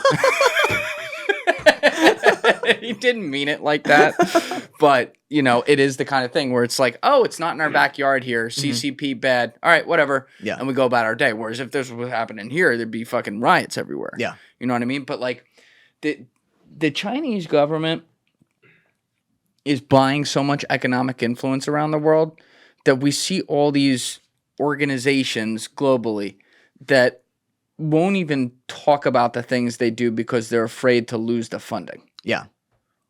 So who's really in charge if that's happening? Because obviously, like, we still got the most powerful military. We still do have the highest GDP and all that. But there seems to be an influence that is starting to creep beyond ours in some way as to how, consensus is reached, so to speak. Yeah, definitely American military is still definitely the most powerful. But yeah, China's starting to get a lot of influence. You see actors not wanting to criticize China because... John Cena. Yeah, because if they do, their movie isn't going to get played through to billions of people. So a lot of money is on the line for people. Yeah, I've seen like Steve Kerr won't talk about China, but he'll talk about every fucking problem we have here. And I'm cool with him talking about problems here. Yeah. But it's like, oh, now your contract depends on it. So you're not talking to... It's so uncomfortable. Yeah. And like the NBA had that huge problem they had games blacked out in China for a long time because of one tweet that Daryl Morey sent. Yeah. And there were people like, Daryl, you shouldn't have said anything. Yeah. It's like, what the fuck are we doing? Yeah. I really liked the guy Sean Ryan had on the show, former director of the World Bank, where he talked about how China, their culture is purely about success. So you got to do whatever you can to get success, even if that means screwing over other countries, screwing over foreign companies. So I think at a base level, that's kind of the origins of why China is kind of like this. But it's also hand in hand with the government, no? Yeah. Like all the major companies are state sponsored, so it's like they kind of decide who the winners are, or is that too simple of a way of putting it? Oh, definitely. Because if they don't like you, they're definitely going to crush you. Like, there's been so many corruption, like quote unquote corruption crackdowns in China. Like Jack Ma is a great example. Yeah, didn't he like disappear for a while? Yeah, most famous man in China. Alibaba guy. Yeah, richest guy in China by far. And then he gives a talk at like some press conference or something. And if you watch the talk and you look at the translation, he didn't even say anything that critical of the Chinese government. It was just like a slight criticism. Nothing like you see here of people criticizing the American government. And just for that, he disappears for months. And then he shows up randomly on a video giving a talk to a tiny little school. And he became completely irrelevant, just like that. They threw him in with the Uyghurs. Yeah. You know, got a little 3-month vacation. Yeah. Something like that. And now you never hear about him. You never hear. And there was even, they'll do this with their government people. I forget the guy's name. Oh, Hu Jintao.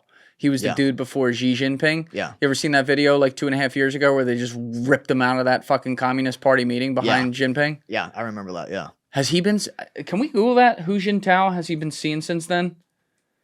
Like it's on screen in front of everyone and no one says anything. I mean, it's not that no one said anything about it, but it's like, whatever. I don't, that's crazy. I haven't even looked it up to see if he's been seen since. Hu Jintao. Yeah, that was when it was. This was like October, maybe 2022, I want to say, when this happened. But has he been seen since then? Oh, let me see. Yeah, Google has Hu Jintao resurfaced. We talked about this when I did a crossover with Danny and Andy Bustamante, Jim DiOrio in November 2022. We talked about this. But I never, like, see him getting guided out. He's, like, hitting Xi Jinping. Like, dude, what the fuck is going on? And she's like, nah, we're good, fam. Just go with him. And no one even turns around to look at him. Yeah. They're all just, like, completely accepting it. Oh, yeah, they said they found him. All right, where is he? So, China's ex-president's first appearance since being escorted out from Congress. What date is this? December 6, 2022. So, about a month and a half later, former Chinese leader Hu Jintao was seen in public for the first time since he was dramatically escorted out of a top Communist Party meeting where he paid respects to his late predecessor, Jiang Zemin, on Monday. In October, Hu was lifted. Chinese state media later said Hu had been feeling unwell. He looked perfectly fine before these fucking guys in masks grabbed him. But his obvious reluctance to leave the hall prompted speculation over whether political factors were at play. On Monday morning, he appeared with the other top leaders at the Chinese People Liberation Army's General Hospital in Beijing to pay their final respects to Jiang before his cremation. So they let him live. That's nice. Yeah. You know. Yeah, I wonder what camp he was in. Yeah. Yeah. Hopefully one for old people. Or, you know, they get a little help or whatever. It doesn't look like he moves too well. But you had started this talking about, like, the forced organ harvesting. And they were doing this to prisoners and, like, Uyghurs and stuff. So are you saying, like, sometimes they would just straight up kill someone because they're taking organs they need, and then other times maybe they're taking a kidney where they don't die, but it's, like, completely against their will? Is it both? I think it's both. I think more common is probably they still live, and they just wake up with a missing organ. Laughing, but like that's fucking horrible. Yeah, there's my friend Remy Adeleke, who I had on the show for episodes 157 and 158. He's an ex-Navy SEAL guy, and he, among a lot of other things, he's a director and actor in Hollywood and all that. And so he made a short film called The Unexpected a couple years ago and this is based off his own experiences and seeing some things and secondhand from some of his guys, but that shows an example of how organ harvesting happens. And it starts with, he shows it backwards. He tells the story backwards. It starts with a rich American family in Mexico waiting out in a waiting room, and a doctor comes out and says, congratulations, the surgery went great. Your son has his new heart or whatever. And they're like, oh, thank God. And it shows where that heart came from. And it came from another, I won't give it away, but another type of group like a Uyghur in a different country, different context, where it was completely taken against their will, and there was a whole like human trafficking line that went into it. And I asked Remy, I'm like, how common is this? And he's like, very. I'm like, so this is happening all over the place. Yeah. And not a lot of people are talking about it. He's like, yeah, that's the problem. Yeah. Because if you look at the wait time for an organ in America, it's very long. But if you look at the wait times for organs in China, it's shockingly short. And the only way you can have short times is if you, kill the person on demand or harvest it on demand. Yeah. Do you think that China's like the biggest threat on the geopolitical stage to the U.S.? I think so. Just on a GDP basis? Not just that, but like ideologically, they're just completely in the opposite direction of what we believe is like the right way to live life, and they're willing to do whatever it takes. What are your? I mean, you're obviously not from China, but you're from Vietnam. There's a lot of smaller countries like Vietnam around there who are kind of under the shadow of China. Like, what's the attitude? I don't want to like put all Vietnamese people in one bucket or here or whatever, but like, what's the attitude of Vietnam towards a country like China right now? Well, it's important to keep in mind that Asians are very racist to each other. Well, I'm glad you can distinguish the difference. Yeah, like Koreans hate Japanese. I think most people hate Japanese, actually. Why is that? Because like Japan was very II? imperialistic, Yeah. and like they conquered Manchuria, China, Korea, etc. Yeah, most people don't like China either. Vietnamese people usually don't like China, because there's like the whole imperialistic history of China, conquering Vietnam and stuff. But yeah, all Asians kind of have disdain towards each other. At least, from like a general cultural thing. What about like towards America though? Vietnam's a good example because we literally fought this like insane war. We should have never fought there. That wasn't that long ago. Like how did Vietnamese feel about that? Obviously your parents came here, but still. Yeah, you know it's interesting because you go to Vietnam today, and you go to Saigon, Ho Chi Minh City, the biggest city, and it's very Americanized. There's like American English signs everywhere because they want to attract American tourists and stuff. And everyone wants to come to America. That's wild. Yeah. And a lot of Vietnamese were allowed into America during the Vietnam War, and so there's a really big Vietnamese community in America. So everyone feels like pretty fondly of America. It's crazy how fast that can turn, but they're still like, yo, fuck that country next to us though. Yeah. But we love America, even though they brought the whole fucking international heroin trade here with a 10-15-year war or whatever it was. That's crazy.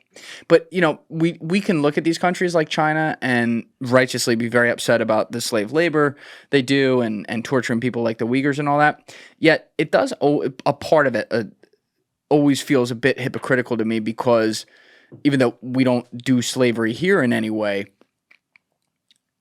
we are utilizing slave labor around the world, including in those places, for a lot of our major multinational corporations to profit on.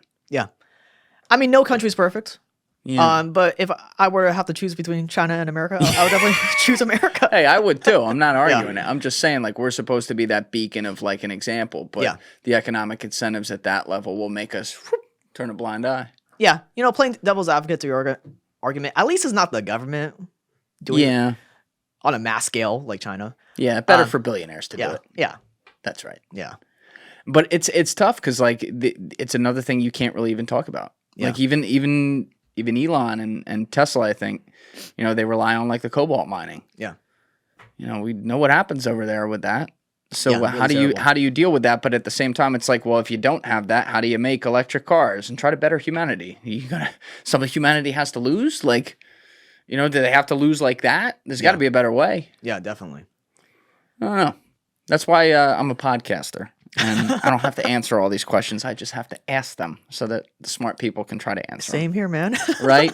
I get that. Like, you're not, and I like that. You're not a guy who's like, I know every fucking thing we have to do here. You're more identifying, like, well, this is wrong. So maybe there could be a better way here. And that's a good way to be because, if we all had answers for these fucking world problems, we wouldn't be sitting here on microphones. Yeah, I feel the exact same way. Yeah.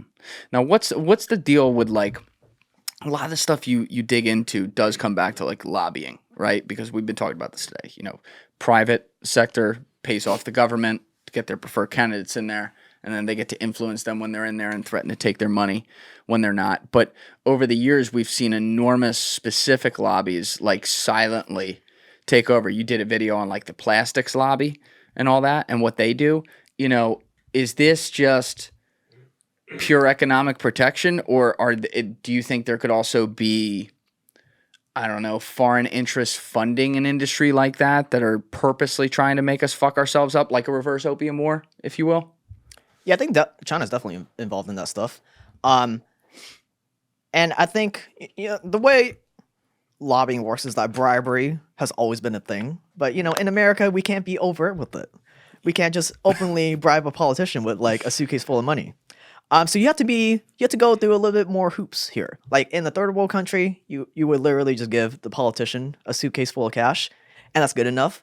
But here, you have to jump through more hoops. So, for example, let's take, like, a normal politician. You can't give them money directly. When it comes to lobbying, there's campaign donation limits. So what you do is if that politician has a brother that has a construction company or something, you give that brother a bunch of money in business or whatever. And then that politician, you know, we think people want money. What people actually want is what money gets you. So if you can give the brother of a politician a yacht, and the politician gets to use that yacht as if it was his own yacht, then you effectively bribe the politician without directly giving the politician money. So that's kind of how it works. You have to go through like hoops like that. You backdoor it. Yeah. Yeah. It's crazy. You said it earlier, the people respond to the same things they responded to in the Middle Ages. And it's entirely true. Yeah. There's just a more advanced way of doing it or more hoops you got to jump through, but they do the same things. Yeah, these days you got to worry about the appearance of things. Yeah, 100%. Do you think that, first of all, are you a religious guy in any way? Not really. I grew up Buddhist. Oh, you did? Yeah, I didn't really practice it. What goes into that? I don't have a lot of Buddhists come through here. I don't know, man. We go to the temple for Chinese New Year, and then my mom does her thing and prays. She never really passed it on to me. She never forced it on to me. So you felt no connection to it at all. And do you think? What do you think it all is? Are you atheist? Are you agnostic? I'm agnostic. Yeah. There's definitely something out there. Is it like these predetermined religions that were written recently? I don't know. Yeah. Yeah. What do you think? I mean, I'm humble in the face of what I don't know. I'm very similar, right? I don't necessarily like label myself as anything. I absolutely believe that there is a God, and I don't know where God is or how far up that is. I think that in all the ancient texts that we can get our hands on, there could be very interesting lessons and some things that are historical fact. I think that any organized religion, though, could absolutely be corrupted and is corrupted by power over the years to change narratives. So I have to, know what I know, and more importantly, not know what I don't know about that. And so I remain open-minded to it. I certainly think that there's things that happen after this, but while I'm here, I got to be a good person, treat other people well, and I'm going to answer for that someday in some way. And, when I pray, I'm kind of praying into the universe to wherever that is. And I have a lot of comfort and peace in that. But I like asking people about it because different people have different beliefs, and I'm open to all of it. So, Yeah. Maybe someday I'll turn religious, but just I don't really feel a need for it right now. And one side thought that I always had is, what if the universe is in a fractal? A fractal. Yeah, like where, cells kind of look like a planet. Mm-hmm. And if you zoom out, maybe the galaxy is just the universe is just a fractal of like just one cell in like another big thing. So that's right. Who knows what the truth is? It's like the end of Men in Black when they dump the you ever seen that where like the marble, it becomes the marble and it's being dumped into a little jar with all these other fucking million marbles. And then some aliens like playing with it or whatever. Yeah, I think it could. Yeah. I just had a guy, Riz Verkin, here, who is a genius, simulation hypothesis guy.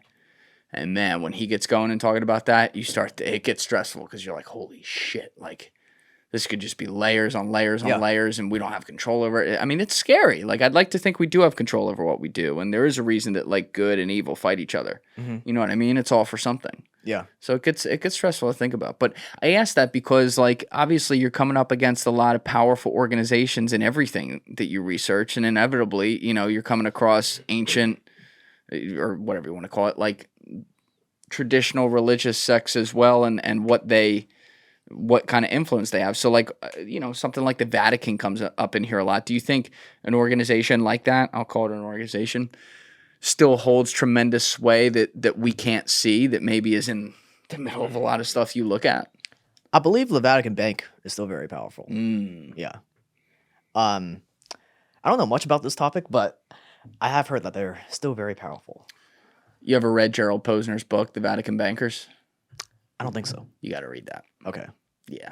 You're going to go down that. You're going to make a video on that. Okay. Once you read that, I couldn't agree more. Like, they have such unbelievable influence, and it really makes you cynical about how that Catholic Church is used for power. And like, yeah, there's a lot of bad stories in World War II that tie directly to like their financial interests. Yeah. Where it is exactly what it looks like. They let certain things happen, and made some weird alliances because that was the thing to do at the time. That's tough. Yeah, and I've always been interested in what they could be hiding down there, but I'm not. Yeah, I'm not super sure. You think they got the aliens down there? I don't know. What do you think on the whole alien thing? You think the whole thing's a psyop? You think some of it's a psyop? You think it's real?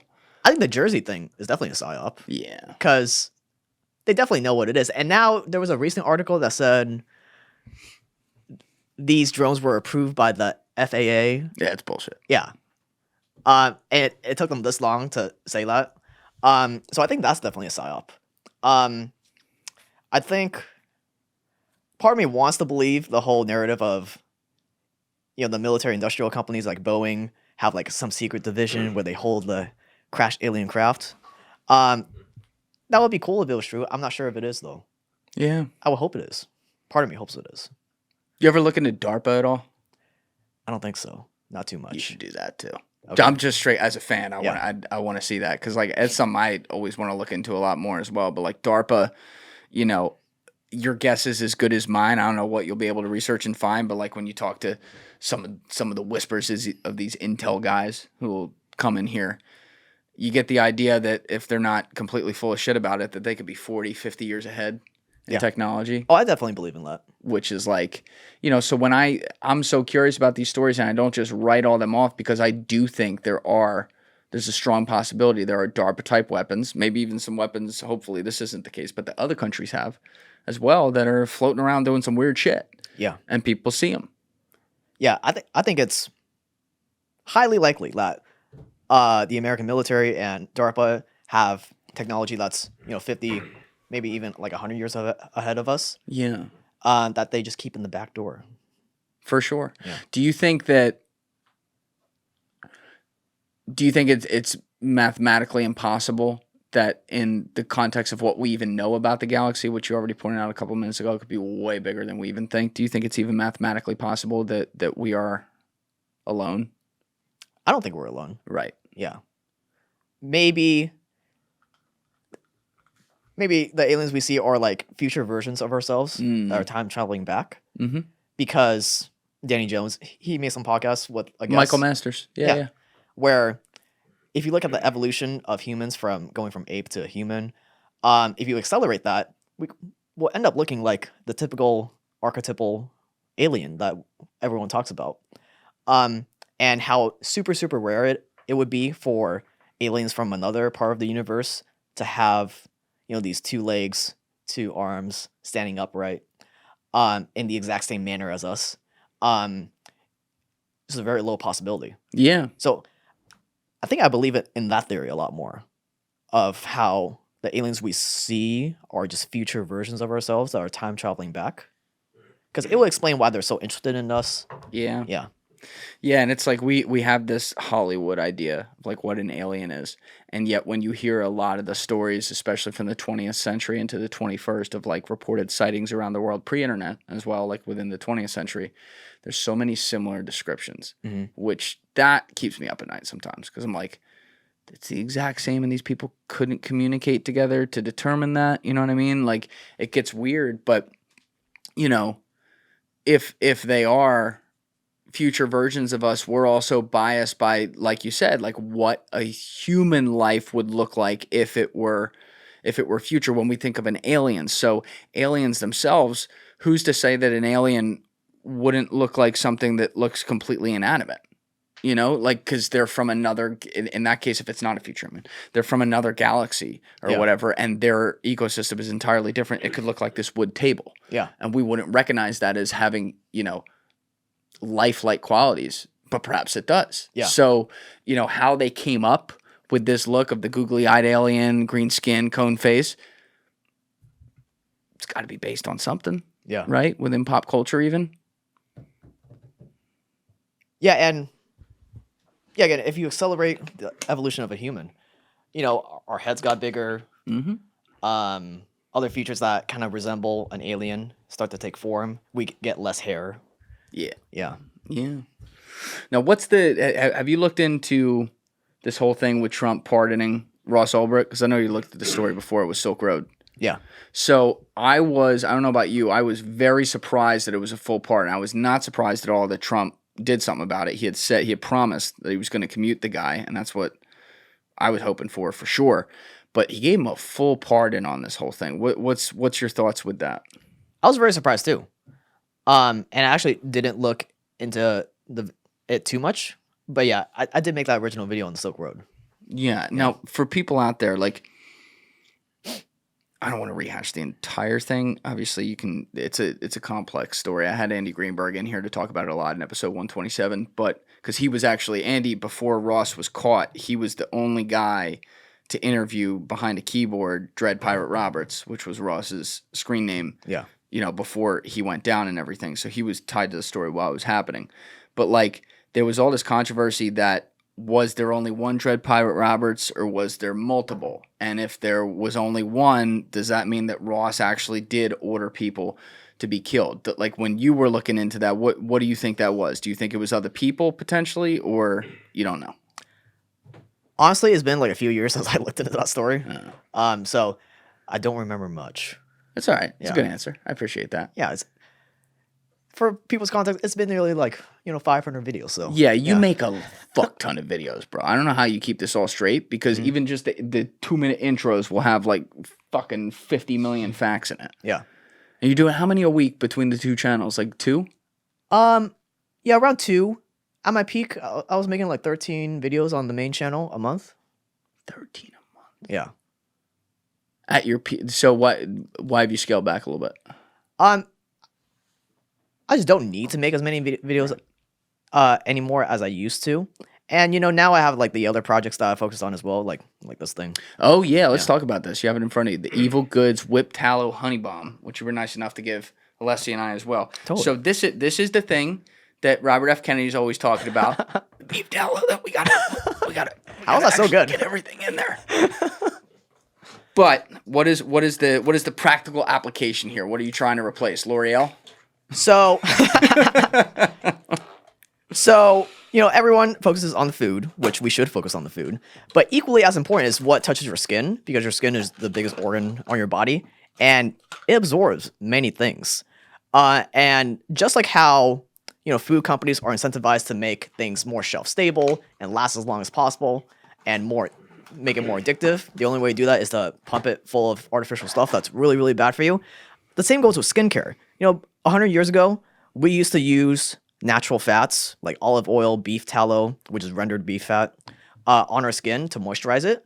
And it makes sense. These are like natural things that kind of moisturize your skin.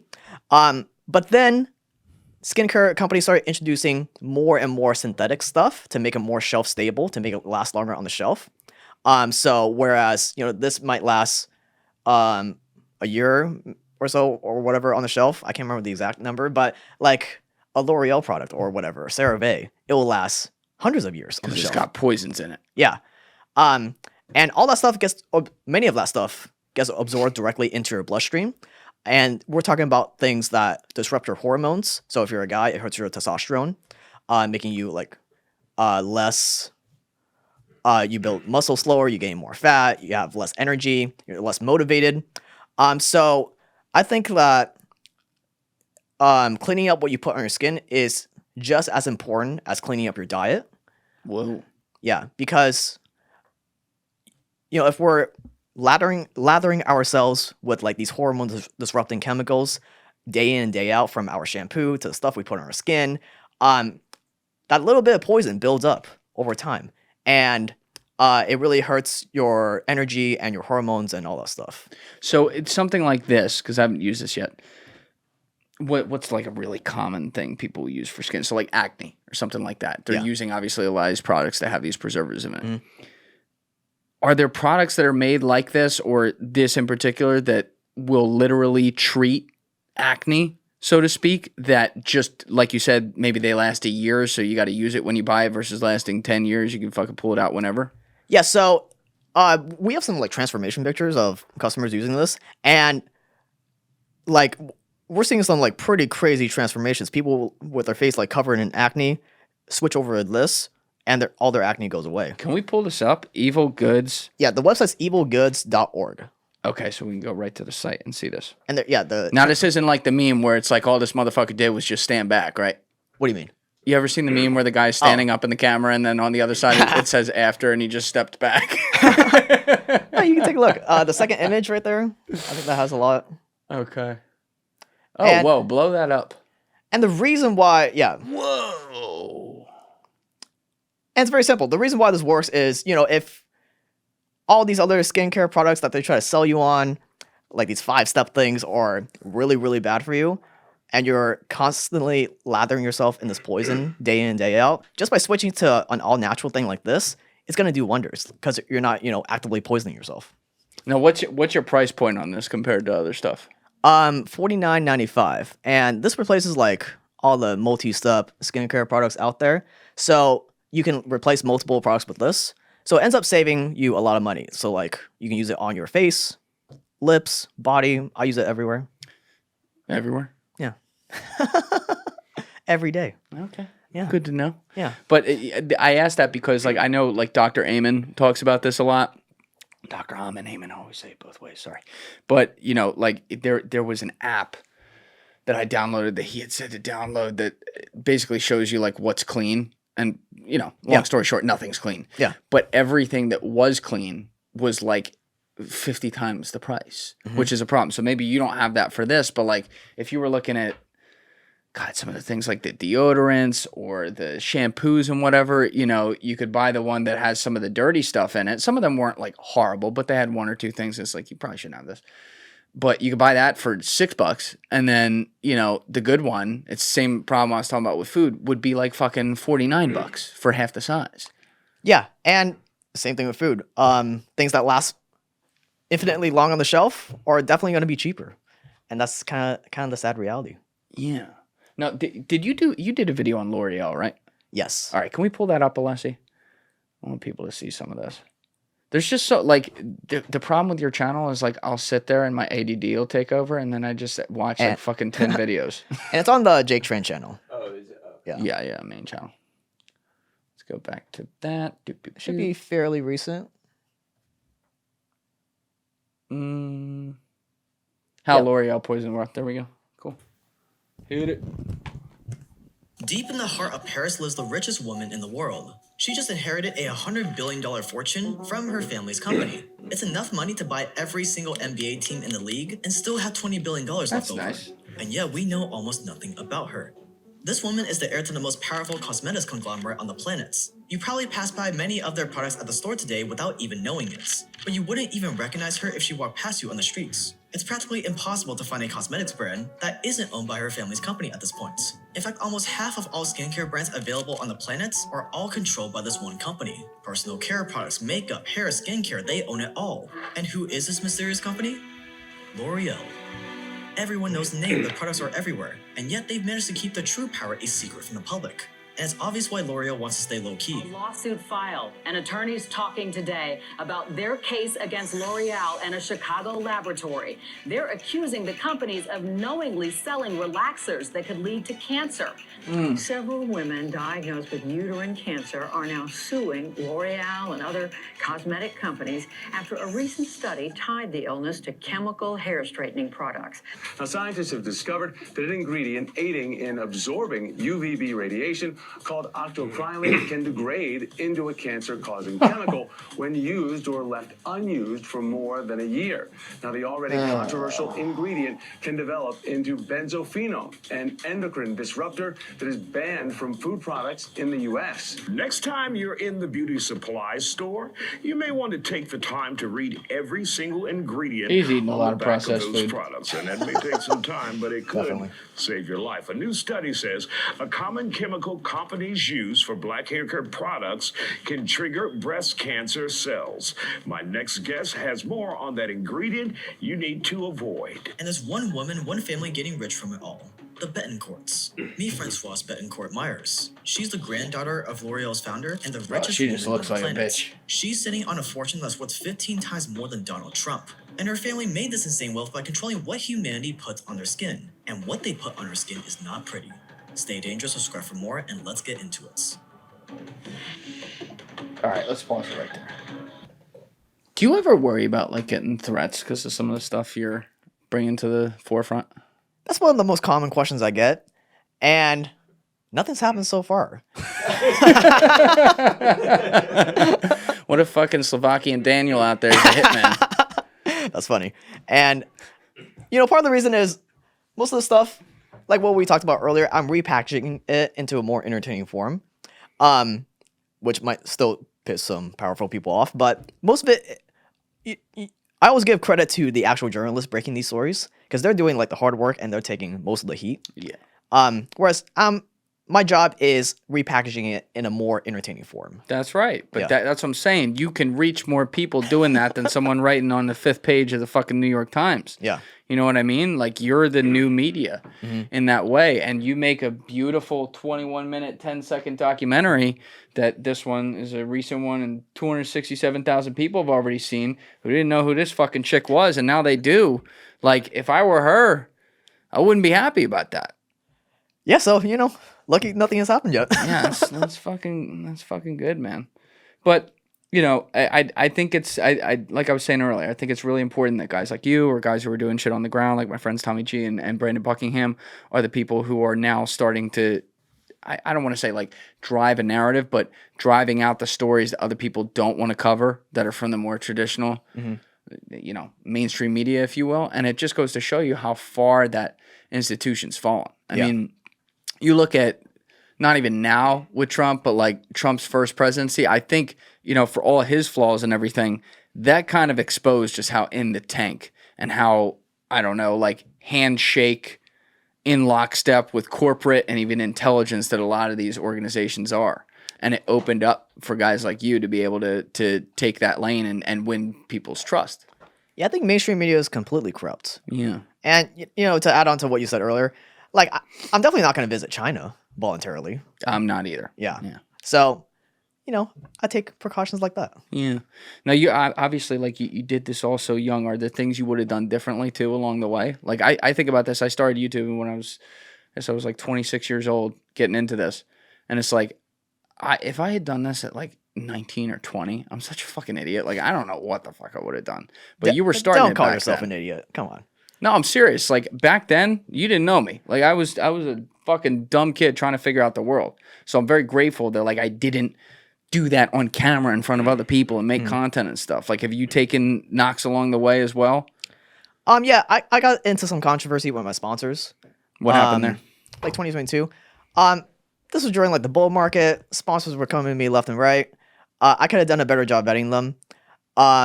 And so I took on some, like, bad sponsors. And what kind of sponsors? There was like a Bitcoin sponsor. There was the crypto. Yeah, there was another savings account sponsor that pitched it as like a lottery instead of like getting paid a fixed savings rate or whatever. They like reward you in like lottery earnings, so it kind of like builds off of that lottery mindset. So you were incentivized to save more. Sounds like a real straight shooter of a bank. And a bunch of people made videos of me, like calling me out for that. So I definitely would have changed that. I could have definitely done a better job vetting those sponsors. Now I turn down a lot more sponsors. That's good. Yeah. Yeah, I mean, that's what I'm saying. These things come in so fast and stuff, especially when you're young and you're trying to not just monetize your channel, but cover the costs and expenses that you and I went through your business yesterday and all the people you have working for you. Like, it's a lot to do, and you make one wrong call with in this case one wrong sponsor or whatever. The internet never forgets that stuff. Yeah. And then how you handle it's important too. Yeah. So I definitely could have handled it better. So yeah, that's definitely one regret I have. Did you clap back at people for that? Yeah, I made some smart ass community posts and I just made it worse. You can't do that. It's gonna be like, I'm sorry, it won't happen again. Yeah. But here you are. You said that, what was that, 2-3 years ago? I think it was 2022, maybe. Okay. Yeah. So you're kicking, you're doing okay. Yeah. Things pass. That's good. You're hardened old 26-year-old now. You've been around the block 6 times, so definitely. That's all good. But listen, man, I love your channels. I love your breakdowns. You're also really humble about what you know and what you don't know. I really appreciate that. And I'm gonna continue watching them. Everyone else out there should watch them. There's a lot of great information. Like, do you have any cool projects coming up you want to plug? Yeah, definitely Evil Goods. Yep. Not just for my own sake, but, not lathering yourself with poison. That's right. And then I also show people how to create their own channel, kind of like mine, where it's faceless and you don't have to show your face and stuff or use your own voice. And if people are interested in that, maybe we can like put a link below. Absolutely. Let's do that. Or you can go to viralprofits.yt.